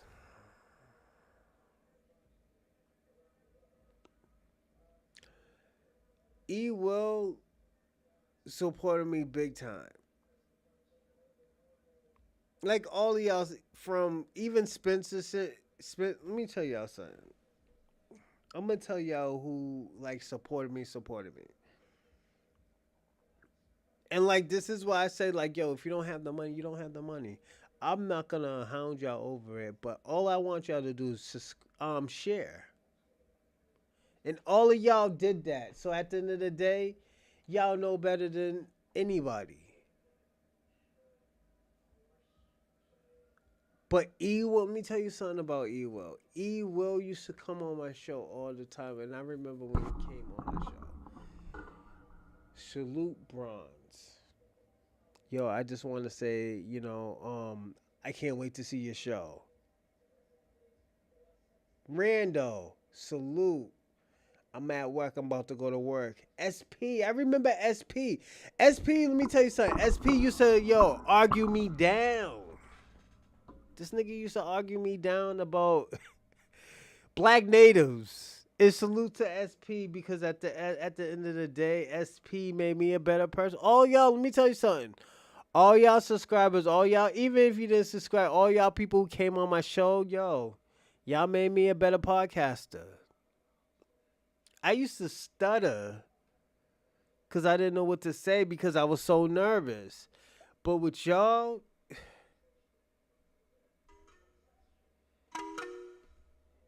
y'all got me lit. Been here since the start. Yes, thank you, E-Will.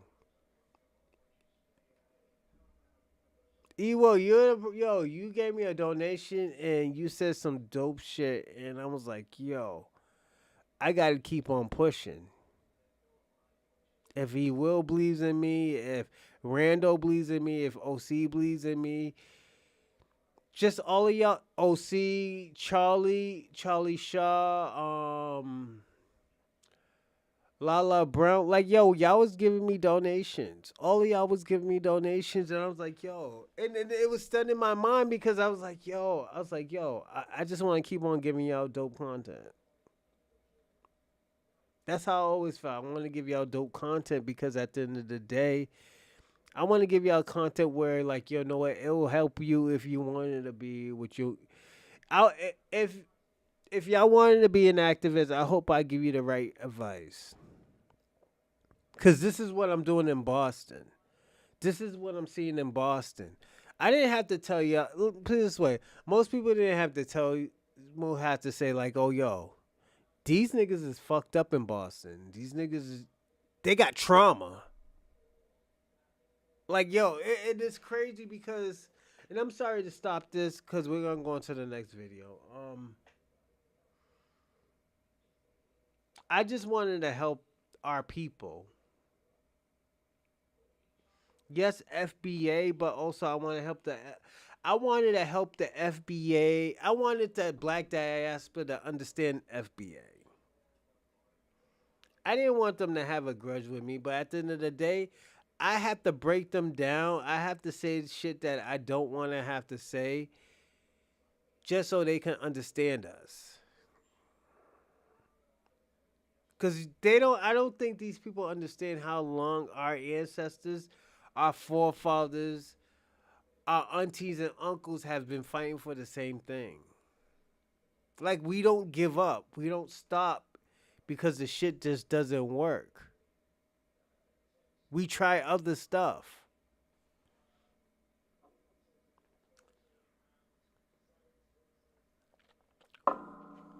We didn't do. Let me tell you, let me tell these immigrants and these tethers something. We didn't do this shit just to shit on y'all niggas. We do this shit so y'all can fix your own country. Yeah, well, you have all the time. You always been here, man. Thank you. I appreciate it. You always and the thing about you always defend the platform too. Thank you. That's what I appreciated. That you then OC came up here a month or two ago? Yeah. It's just like, yo, y'all was bringing more people, yo. And the thing about it, I'm like, yo, is this real? I'm still at disbelief that, people even watch this show.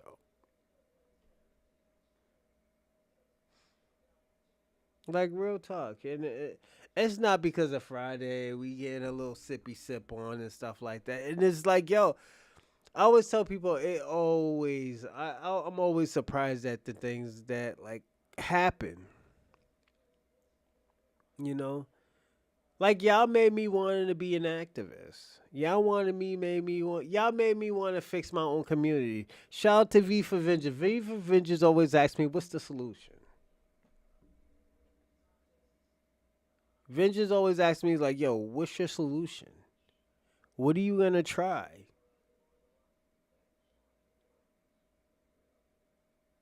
When he told me some shit was wrong, it was wrong.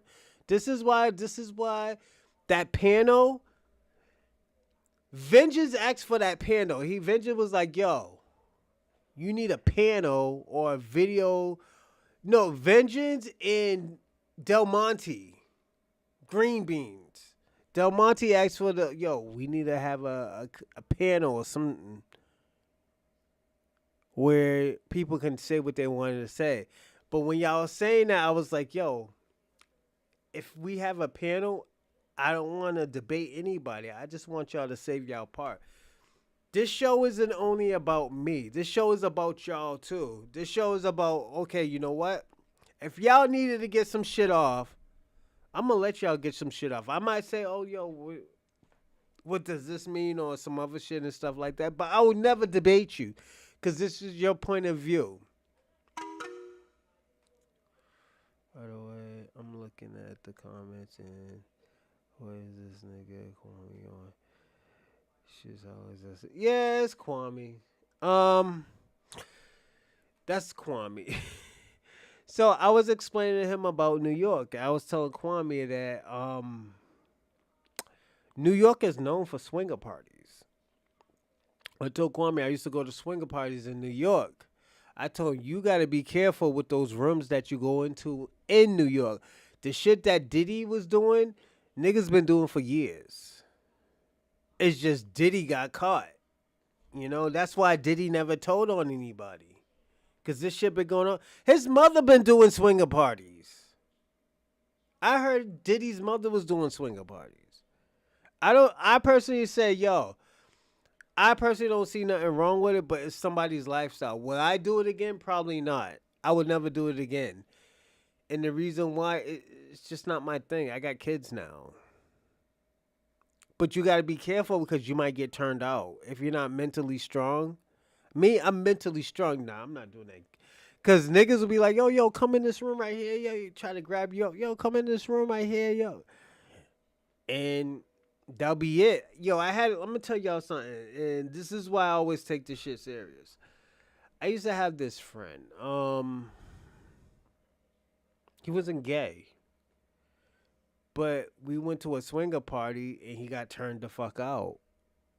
And the thing about it, I knew after that party, like probably 3-4 months later, before anybody, I was like, yo, this nigga got turned out. Like, what do you mean? I was like, yo, look how he just he dressed. He don't hang around us no more. He don't appreciate who we are, how we, was connecting with each other. The nigga got turned out. He was making good money, but we knew he was getting fucked. We knew his Gucci cat was for sale. It's just at the end of the day, we wasn't trying to do that. That wasn't our forte. Some people get turned out of that shit, and some people don't. That's why when you do those type of parties and stuff, and you're a model or you're an actress or you're a songwriter, all that shit over there at those swinger parties, those are marketing parties. I'm going to be personal. This is where you market yourself at. This is how you meet the CEOs. This is how you meet all those other type of people. Everything is word of mouth or they're going to be there. I'm just going to be personally truthful with you. I'm not going to lie to you. Those parties was for. Let me ask you a question. You think Diddy was just, having everybody bone his girl and stuff? No, this was a test run. Then the shit was probably going too far and stuff like that. Oh, yo, he letting you do that? Yo, we're going to slut this girl out and stuff like that. We're going to see how far we can get her. But the thing about it, Diddy wasn't the first one to do that. Niggas been doing that shit for years. So we can't blame that on Diddy. We just blame Diddy for exposing it. The baby oil and shit like that. And that baby oil shit came from porn stars and shit. Niggas be oiling up their body and stuff. Yeah. And the reason how I know, cause I do what's the word for it? I do content for Pornhub. I do reaction videos for Pornhub. Oh yeah. Paganism. That's where you get the gift giving from. This is where Christmas come from, where you get gifts from. It's called gift giving. If you ever look it up, you know. So yeah, it's just the pagans didn't want to give up their religion, so they turned it into a Christianity thing. This is where you get Christmas from, you know. Yeah, that's just how that shit is, man. You just got, and also I always tell people, if you're models, you gotta be safe where your surroundings is. Always bring somebody. So I will say that. I'm gonna do this one first. Subscribe. Darling Radio. Like and subscribe.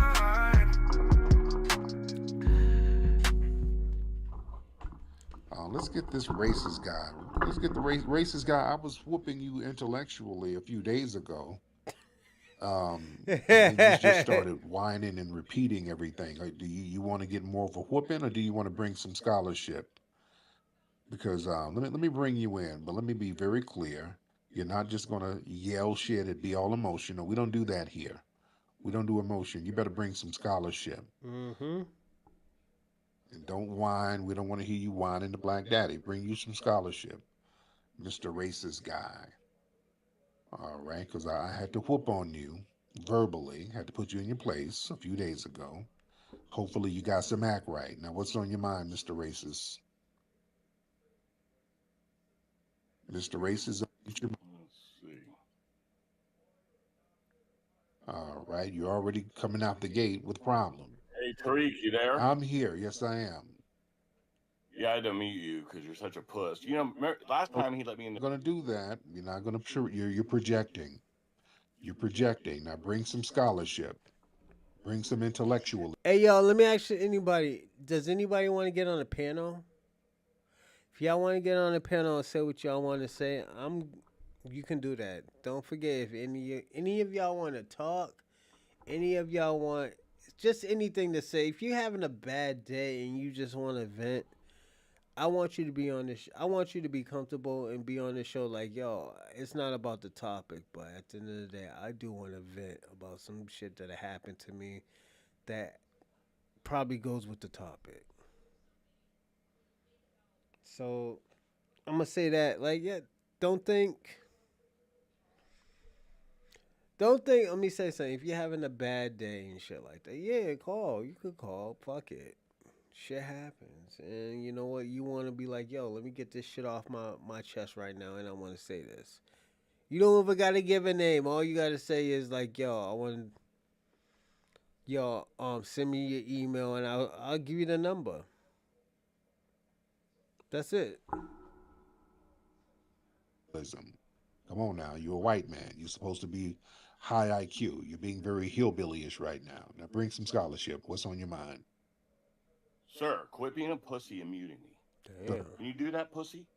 Okay. Yes or no? Can you do that? Yes or no? Those are lame. All right. The only thing. Why do you have to mute people so quickly? Yeah, because you were. The last time I came to the channel, he. I'm not going to just verbally abuse somebody and sound like you get off on that. I'm not here to relieve your fetishes. Now bring some scholarship. What's on your mind? Mm-hmm. Tariq, why do you think you're smart when you can't debate a racist? Would you debate me publicly? Yes or no? You don't have the money to debate me. You got to have money. Really? You can't. Wait, look. You're a poor trailer trash hillbilly. You don't have anything. And your crystal meth, that's not going to work. So, yeah, you're a nobody. You got to get your weight up. And I've already. So the reality is you can't actually debate a racist. I've already beaten you, sir. You're a nobody. You're trying to get clout.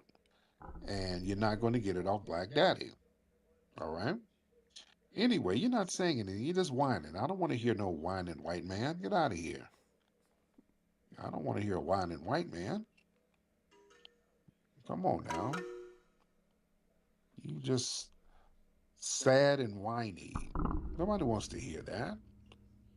You're not bringing no scholarship. You're not bringing no intellectualism. You just call me to whine because Black Daddy hurt your feelings. And that's life. Just go to the other part of the trailer park and ponder that. Let's get Major Tom in here. Major Tom, hop on in. Facts, Randall. First off, I wasn't coming in being a nice guy, but he.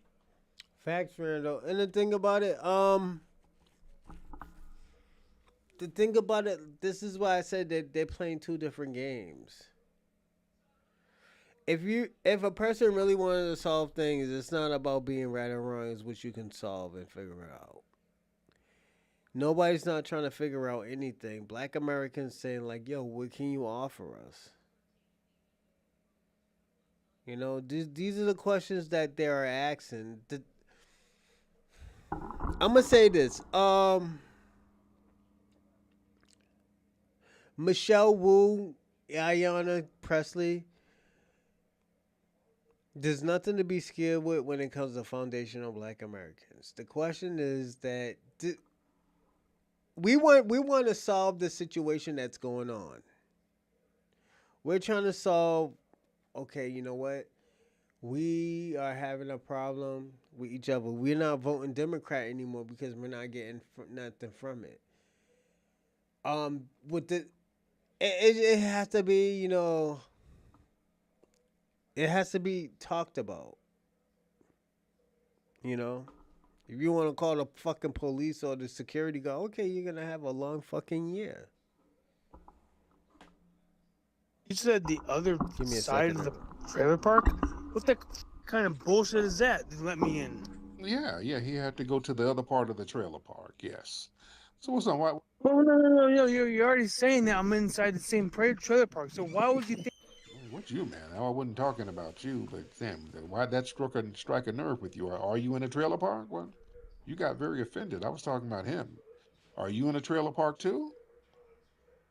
And that's okay if you. All right, cool. What would you say if I went to the other side of the ghetto and talked about you?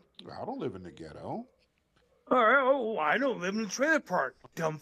Well, why are you so offended? And why is you all drunk and slurring? Why are you so offended? I'm not offended. I'm just wondering why. It's like, dude, I didn't say hello, and you're saying, oh, let's go to the other side of the trailer park. And You're going to have to put some of that meth down. All right? That meth pipe has really, really kicked in. dude, All right? Do we need to have an intervention, Major Tom? All right? Do we need to have an intervention? You sound like you had a toke of that meth, so you're really crashing out right now. Do we need to sit you down and have a little 12-step program? Huh? Let's calm. I literally came in with a good attitude, and you told me, oh, let's go to the other side of the trailer park, and you invited me up. What fucking kind of makes you think that I'm gonna come in with a good attitude, you dumb fucking bitch? Okay, now, sir, you're not going to act like you're tough on the phone. No, you're fantasizing, all right? You're not going to act tough. So let's stop the tough talk. Come on now, you're frail and pale. You're not going to bust a grape, so please stop talking like you're tough. You've been watching too many Sylvester Stallone movies and shit. Cut that out. You're not Sylvester Stallone. Those are all smoke and mirrors. Somebody will whoop your ass out here talking like that, so calm down. He did warn people. Wait. You said I'm frail and pale. Is that Frail and pale. Right. You're funky hunky. All right? You're not going to bust a grape. Hunky. So, okay. Are you overdone? okay, calm down. Now, what's on your mind? Again, do we need to have an intervention? Have you been smoking the meth, sir? Why are you talking to me like that? No matter what I say, you're... Help you. We're trying to have an intervention. We're trying to help you. You sound like you're emotional and drunk and sound like you're going through some things. So just want to make sure you're all right, Major. See, this is actually, I do understand why the last guy said that all you want to do is cut people off and, and treat them like a goddamn cracker. That's what you do. That's what. You're acting like a cracker, sir. So I'm going to treat you the way you act. So calm down. You're being a creepy cracker.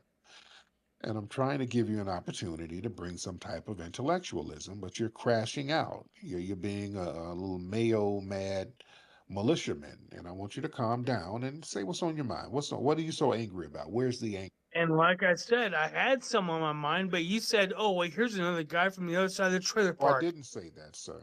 I didn't. I wasn't talking about you. I told him Yeah, my man to got go to caught the other part of lying. the trailer park. I wasn't even talking about you, sir. But go ahead. No, see, I'm not stupid. You said, and exactly everyone heard you say, "Let's." Sir, That's the crack talking. All right. When you're on drugs or allegedly on the narcotic, you hear things, sir. You're hearing things. Isn't it? You said, let's go to the other side of Trailer Park and Major Tom's. That's what you said, you asshole. Okay, calm down, sir. Yeah. Calm down before Yeah. your bus. No, no, I had to get it all out before you. Calm down before your bussy. This is the shit I'm telling everybody. All right. This is why MAGA's feeling. Everybody's having meltdowns. I haven't seen a melt. Yo, let me tell you something. Before this shit started, I have never seen a meltdown. I didn't even know what a meltdown was. You know, so I was just looking at the picture. But yeah, it's. I think people have to understand that, like,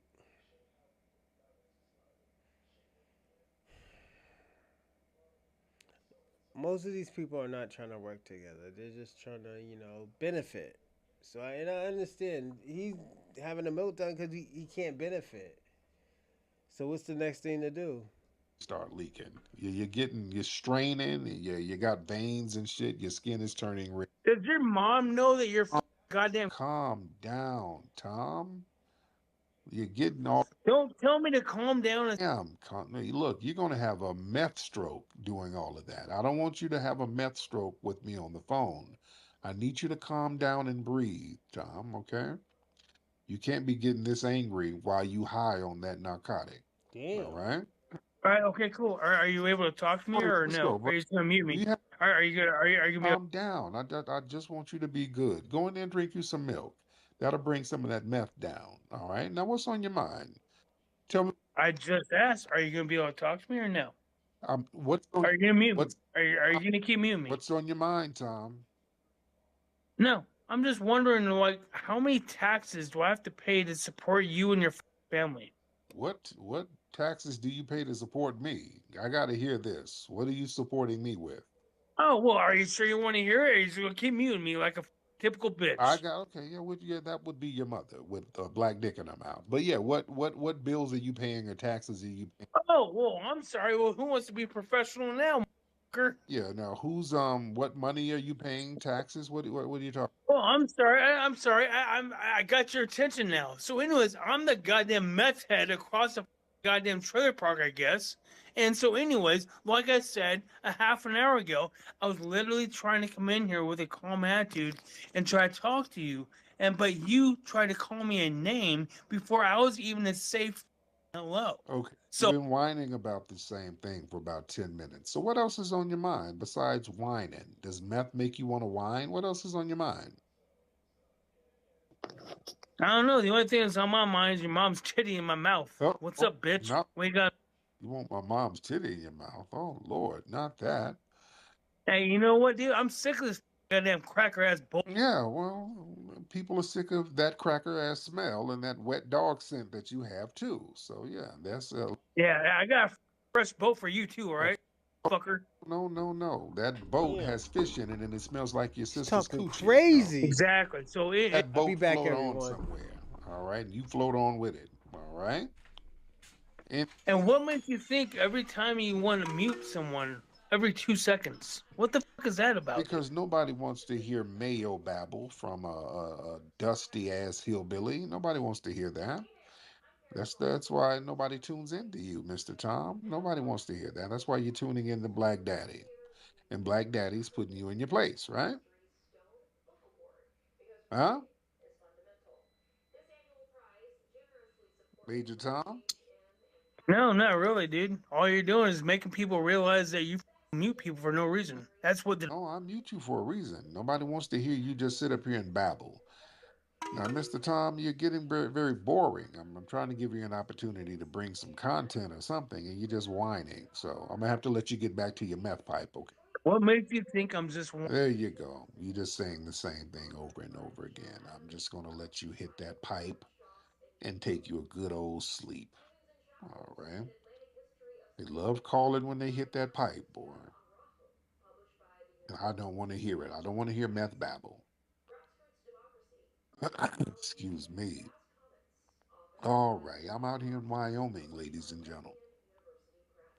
I'm out here and the headquarters of whiteness. Tom might even be out here. But no, the white people out here, they're not hostile. They're pretty cool out here. They're pretty mellow out here. Tom is somewhere where he's probably surrounded by Negroes. He's probably somewhere on the outskirts of Houston somewhere. These goddamn spinning rims. All this goddamn candy paint cars and shit. These BBLs. But he's somewhere where there's a lot of blackness that's bothering him.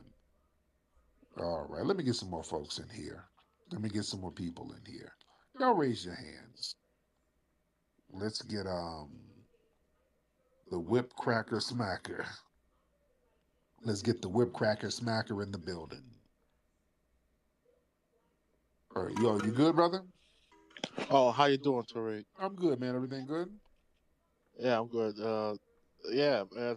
How's Wyoming, man? It's cool, man. It's beautiful out here, man. It's absolutely beautiful out here. Yeah. I just wanted to bring one point, and then I'm gonna hop off. I didn't know I was gonna get on, but anyway, I was just driving through Boston, and I just seen this thing about about people taking on international hosts, right? And I thought that was like some soft immigration scam as well. Like, what's your take on that? They're taking on hosts. Like who's taking on the Like international hosts, like they pay people to uh house international like international trade students or something. Okay, I see what you're saying. Now, okay, that's very interesting because you know what else is going on. Thank you for the call, by the way. What I'm hearing now that a lot of these European immigrant women, because you know you do have a lot of Europeans who are affected by some of these travel bans and some of this these deportations. There's a lot of European immigrants that's being affected by it too. Facts. Don't get it twisted. And from what I'm hearing, word on the streets, some of these white European women are starting to pay some of these brothers, some of these FBA brothers, to marry them so they can get that citizenship. See, that's how you can get to stay in the country. If you get in, you come over here and you get married to a citizen. From what I understand, you can stay for a certain amount of time. You're pretty good. So a lot of these women, they're starting to break bread. They're starting to come to the brothers with some paper, like, hey, Darnell, I need you to wife me up so I can get this green card. So y'all got to be cautious. That's just true. Like people paying like $50,000 to $60,000 for 5 years. 10,000 a year.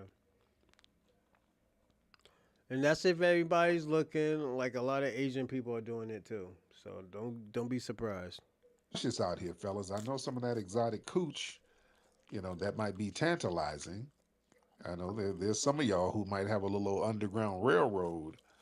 It might be a bed buck underground railroad for European immigrant women. You got to be careful. I know you got to be careful. Listen, because um, you could be prosecuted for marriage fraud. Yep. You dig? Even if these European women they offer money, you can still get federally charged with marriage fraud out here. Hmm. You know, that's like 5 years in prison. You know, you think you're getting some easy money, but you know they look at that as part of a conspiracy. Your ass be up there next to Diddy. Yeah. So yeah, you'll be the one they'll target first. So you got to be very careful.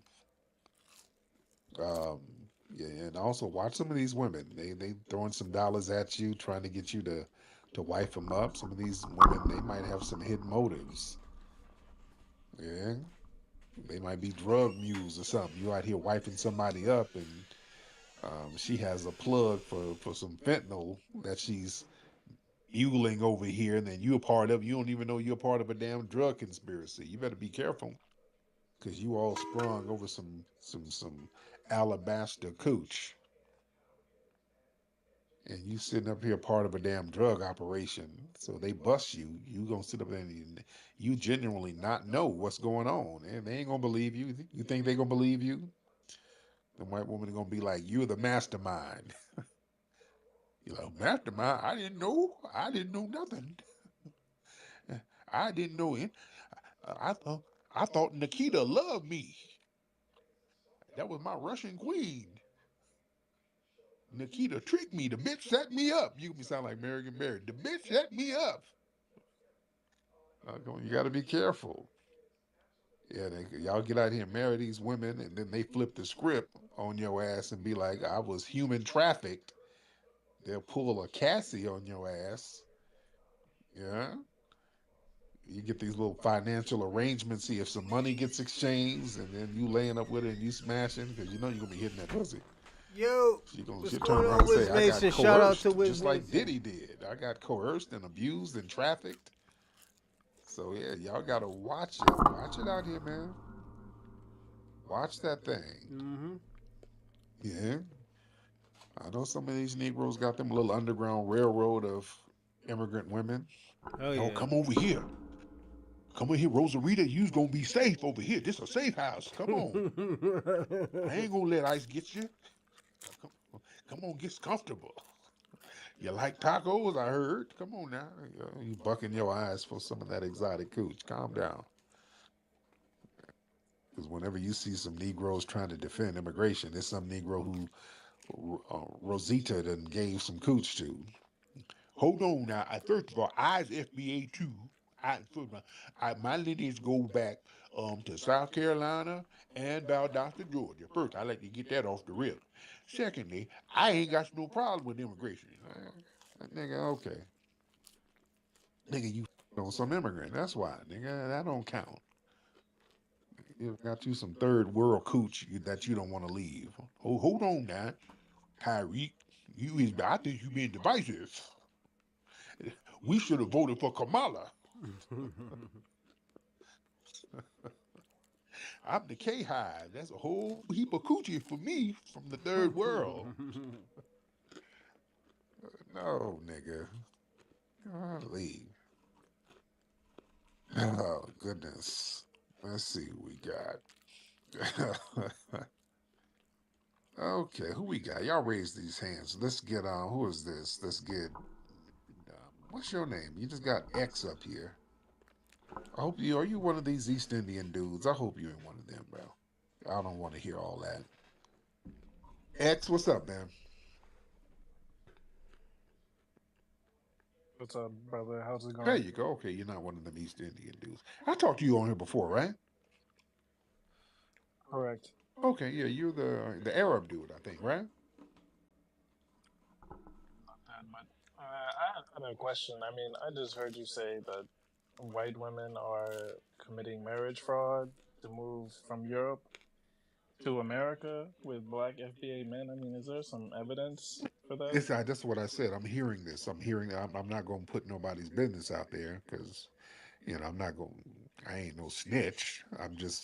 I'm hearing word on the street. I ain't gonna put nobody specifically out there because that'll put a target on them. So I'm not gonna do that. Now, Oh, why well. would you want me to do that? I mean, that just sounds like a very bold claim. So I was just Why, wondering why is it so if there was bold? like a. Why is it so bold? I mean, in Europe, you generally receive more benefits than moving to America. I mean, if you were down bad, then why would you be moving, committing marriage fraud? That just doesn't make sense. You think European immigrants don't come over here trying to get away from the brokenness over there? I would say most Europeans would not move to America. A lot of them do. How come there's so many? I'm in Wyoming right now. There's a whole bunch of Russian immigrants over here. Well, that's different. Eastern Europe is relatively poor Right. That's what I'm to saying. Western Europe. Right. Oh, That's what okay. I'm saying. Well, that makes sense. And I thought you meant like Spain or London, No. things I'm like no. that. That's what I'm saying. That's why I said dudes got chicks named Nikita and stuff like that. Them Eastern European women. Yeah, that's what I'm saying. They're down bad over there. They're trying to get the hell up out of there. Ukraine and all those places. They're trying to get the hell on. So yeah, they'll get their little money up and try to get some brother to marry them so they can stay here. You think that's far fetched? Well, that's not. This is what we got to deal with, everyone. This is the shit we got to deal with.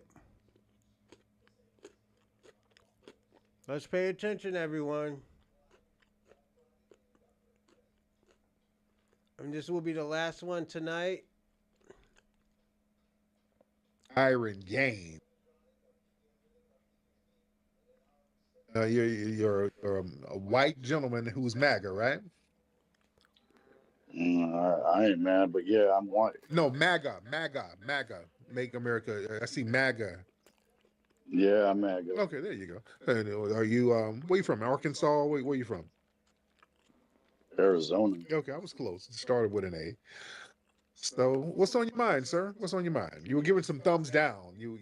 I thought an issue. Did you disagree with some of the stuff that's being said? I finally got your attention. Okay, you got my attention. So, did you disagree with anything that was said?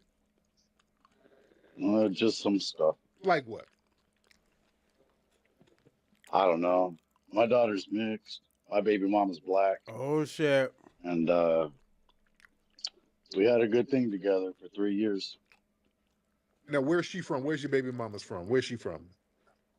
Phoenix, Arizona, baby. Okay. Before Phoenix, is she an immigrant? No. Where's her family from? Born and raised out here. In Phoenix? Yup. They had to come from somewhere. All right? Before they got to Phoenix. Black people moved to Phoenix. You don't have a whole generation of black people in Phoenix. So, You know what you have out here in Arizona, though? You have a lot of black and whites coming together out here, man. Oh, yeah, shit. but I'm asking about your baby mama. Where did her family come from? I can't answer that for you because I don't know. You don't know where her family came from, and that's your baby mom? That's your daughter's mother? Yeah. Damn, so you didn't really care to learn too much about it. You just saw something black and thick and just wanted to get with it. She was good to me, man. Like she knew how to. She's a good woman. What happened? So. What happened with you? She probably took his money. It just didn't work out, man. I mean, when you have a kid with somebody, she took his money. You really gotta make sure that's the right somebody. Now, did she live with you? Were y'all living together? Yeah, we lived together for 2 years. What kind of food did she cook for you? She didn't cook. Really? Nope. Who fed y'all? How'd y'all eat? I paid all the bills. I cooked all the food.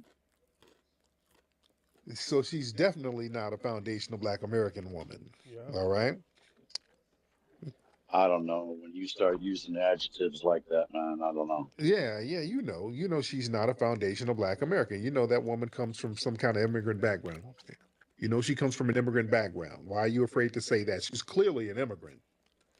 Or from an probably. I mean, we all immigrants, man. Oh, no, we're not. No, we're not. No, we're not? No, we're not. So you want to talk about the old tribes that used to cut off heads and drop them off temples out here? Is that what you want to talk about? Talking about down in South America? What about them? In Central America? What about them? Those. That's what it was before we got here, man. Not all of them, no. The Yamasees weren't doing that. No? They weren't doing that. The Aztecans weren't doing that? Yeah, but that's down there in Central America. Yeah, you had tribes, man. Your tribe got invaded. They cut your head off and raped a woman. Tribe. That was one tribe down there. Right. That's not just one tribe. That was a lot of tribes in America. They weren't doing that. Most tribes were not doing that. That was bullshit. No tribes, they were not doing that. Bullshit, bro. Bullshit. No, they weren't. And what does that have to do with immigration? You said we all. Oh, now we're talking about immigration. You the one brought up a random tribe in Central America as a. That's what it was before. That's what it was before we got here. Really, what was that? What does that have to do with immigration? I'll be back, everyone. Because I don't know what you want to talk about, but okay, let's talk about immigration. Facts. Sure. As you said, we're all immigrants, and I said we're not. We're not all Facts you immigrants. were. Yeah, Nobody. America is all immigrant, man. No, it's not. Nobody in my family is a damn immigrant. Nobody in my lineage. So you were born out here, Sir, and your parents were born out I here too. That's built what you're telling me? my family built the United States from the ground up. Uh-huh. So you saying blacks were out here before Mexicans and Indians? That's what you're telling me. Mexicans, yes, there was no such thing as a Mexican before 1520. There's no such thing. Uh-huh. But there were black people. Yes, there's been black people here all along. There were black people in Mexicans' land. There were black people all through the Americas. Yep. Uh-huh. This is science. I'm talking science. So there was no white people here. It was just black and Mexican. That's what you're telling me? Oh, so there was no such thing as a Mexican. So there was no such thing as a white person then. Well, white people, yeah, y'all existed, but you weren't over here. Uh-huh. Get here to Columbus. And you knew that. Yeah, You know that because you're a historian and a preacher, right? you guys say that. You tell us that Christopher Columbus discovered America for white people. Yes, he did. That's He went across the sea thinking he was going to sail off flat Earth. Mm-hmm. That's what he thought. He thought he was going to sail off flat Earth, and he discovered America. He was willing to risk his life and everybody on the boat,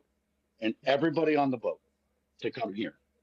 For white people, he discovered it for white people. Black people already knew about it. And black people were already here when that happened? Yes, they were. That's what he said. That said. Why do you think he called people? Why do you think he called? Oh my God! Why do you think he called them Indians when they got here? What are you talking about? Indians were here first, bro. What are you talking about? Mexican and Indians were here first. No. Can you deny that? Deny it. Deny it. Deny it. I'm denying it. There were no Mexicans when Columbus. There was no. Okay. How many wars did we have with Mexico to take over the land? A Mexican didn't exist in the 1400s. What are you talking about, sir? What Mexicans existed in the 1400s? That's a question, sir. What Mexicans existed in the 1400s? There was no such thing as a Mexican. Ethnically, racially, nationally, nothing. Where are you, sir? You don't know history. You need to put that meth pipe down and learn something. Huh? I think he got bad reception in that trailer. Asparity, where you at, man?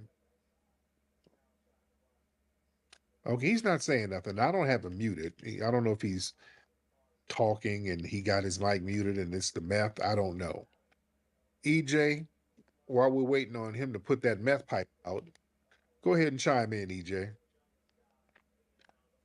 Waiting on brother EJ to come on through. EJ, what's up, bro? I'm good, man. What's going on? I'm doing good, man. This cracker came up here to talk about his bitch problems. We don't want to hear that shit. Your bitch left you, and don't be coming up here on Thursday on our holiday trying to give us your little sad ass story. Your bitch didn't want you, and you just came up here to try to, falsify history. So you might want to just put the milk pipe down and make sure that you don't stab yourself, because we up in here talking big business. We don't give a fuck about your bitch, let alone your little mixed kids. Just tell the family that your people come from a different place and your bitch come from a different place. If she's a tether, you're gonna have to deal with it. She didn't want to deal with you. She came and got another brat, or she probably came back to try to get her green card and left your ass. They really do that. I don't know if you don't know that, but tethers are known for getting with people from America in different places to try to get like residency in different countries. So you might not have known that when y'all was married, or y'all were just doing y'all little thing, just stinking up the bedroom, smelling like expired mayonnaise and bus meat. But yeah, man, we don't want to hear about your bitch problems, man. Just going on somewhere to, them other white supremacist spaces to talk about that. But besides that, Tyreek, happy Juneteenth. I just had to say that. Just drop me down because I don't want to hear this loser talk no more. Just get your bitch together. Happy Juneteenth, brother. And Asparity, he's not saying anything. So, okay, let me get you out, Asparity. He's being quiet now. But yeah, his woman, clearly she was some African or Caribbean woman. Talking about he don't know where she from. The hell you don't. And she didn't cook. Stop it. You know good and well she was in there making some damn jollof. Hey, come on now, because he sounds broke. And ain't no FBA sister gonna be with no broke white man in no Arizona. So yeah, I already know. That's why he's acting dumb. These people ain't dumb. They like to play dumb. All right. No. You need to be big. Okay, my son wants to say hi. Say hi, man. Hello. All right. All right. What else? That's it? Okay. They don't want to, they want you to take your, they said take your ass to bed. Yes, they did. All right. Okay. They want you to go to bed. All right. You got to go to bed, man. And that skunk is real loud. All right. Beyond, hop on Beyond. Hey, sorry about the delay. One, I jumped in when the brother was talking about his lady. Yeah. And then he further validated why his lady was not in his life. He just don't even understand the black experience altogether. So I mean, spiritually you can feel that, and that's a good reason for the disconnect right there. Oh yeah. I mean, that's pretty obvious. That's not something that you really have to explain. You like, once the conversation further develops and then you hear that, like, oh my gosh, black people were not here, all this kind of shit, and then you're like, okay, yeah, your ass is bugging.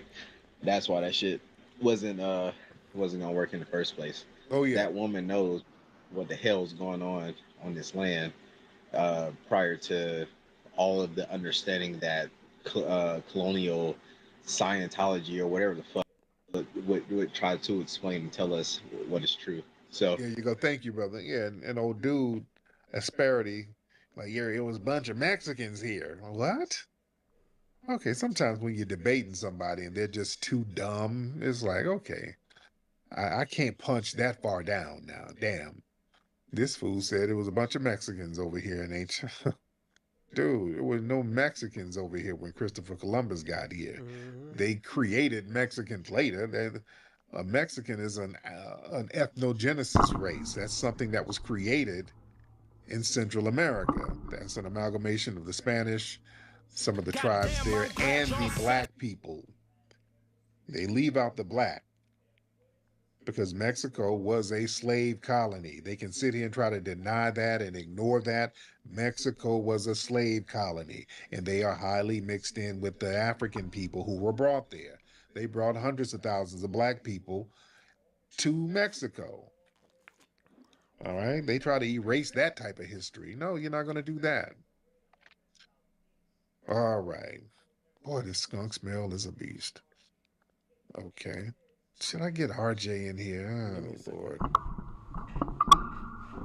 Oh, should I get RJ in here? Let me try something. Let me get Pop It Off. I get Pop It Off in here. Pop It Off, hop in. But this skunk smell is burning my damn nose, man. Pop It Off, what's up, man? Hello? What's up, Pop? Hey, what's happening? How you doing, brother? What's on your mind, man? You driving? Yeah, I'm driving. I'm heading into work right now. Oh, okay. Yeah, you got to be safe out there, brother. What's on your mind? Pop it off. Man, look here, man. I'm from South Carolina, from Columbia, South Carolina, right? Yes. I don't move up here to Charlotte, North Carolina, and I've been jumping in them Uber drivers, man. Them some of the muskiest I ever smelled in my life, dog. Man, look here, the musk is real up out here. And I didn't know they got so many tellers and so certain thresholds, war, social collapse, or whatever. I watched that movie too. You're right. George Floyd. Yeah. Do you think? Okay, George Floyd. What? Do you think he was murdered by Chabin, or do you think that George Floyd died of an overdose? I think he was put into a bad situation. Oh Lord! And it caused a big We're gonna end right here, man. The reason why we're gonna end right here, I want to land. All the stuff that we are seeing now is basically the residue from the MAGA era. These MAGA era can't even get along with each other. They're making like multiple fucking hats right now where it's just fucking ridiculous. You know, the white community, I personally will tell you stay away from this bullshit. Stay away from it. The shit is a fucking trap. Donald Trump is never gonna save you. I don't know why y'all look at this nigga as the great white hope, you know? And I'm just being personally honest. He's a piece of shit and y'all know he's a piece of shit, you know? I wanna give it up. I wanna give shout outs to E Will, Welch 40, Rando. Give me a second. Rando, Kwame, OC, Rando, Uncle, Starch Manning, was it Ohio? Let me see. Let's go over here. OC, Rando, Ewell, Kwame, FBA Convo, Uncle, Starch, Ohio, Spence, Welch. I want to just give y'all a shout out. Thank y'all for watching the show. It means a lot to me and stuff like that. We hit the 300 mark. We're gonna hit the 500 mark soon. So definitely thank y'all for everything. Thank y'all for your help. You know, you will always be a part of this family right here, the Bronze Reaper podcast. So don't ever think you're not. Just keep. I'm gonna tell y'all, keep striving for the greatness that y'all are. Don't let nobody tell y'all niggas ain't great. Y'all can do whatever y'all want. Y'all can be whoever y'all want to be, and it's never over. You could be 80 years old, but it'll never be over. It's only over when you die. So I'm gonna tell y'all off the rip like that. But thank y'all for everybody, and I will see y'all tomorrow afternoon probably, and we'll get busy.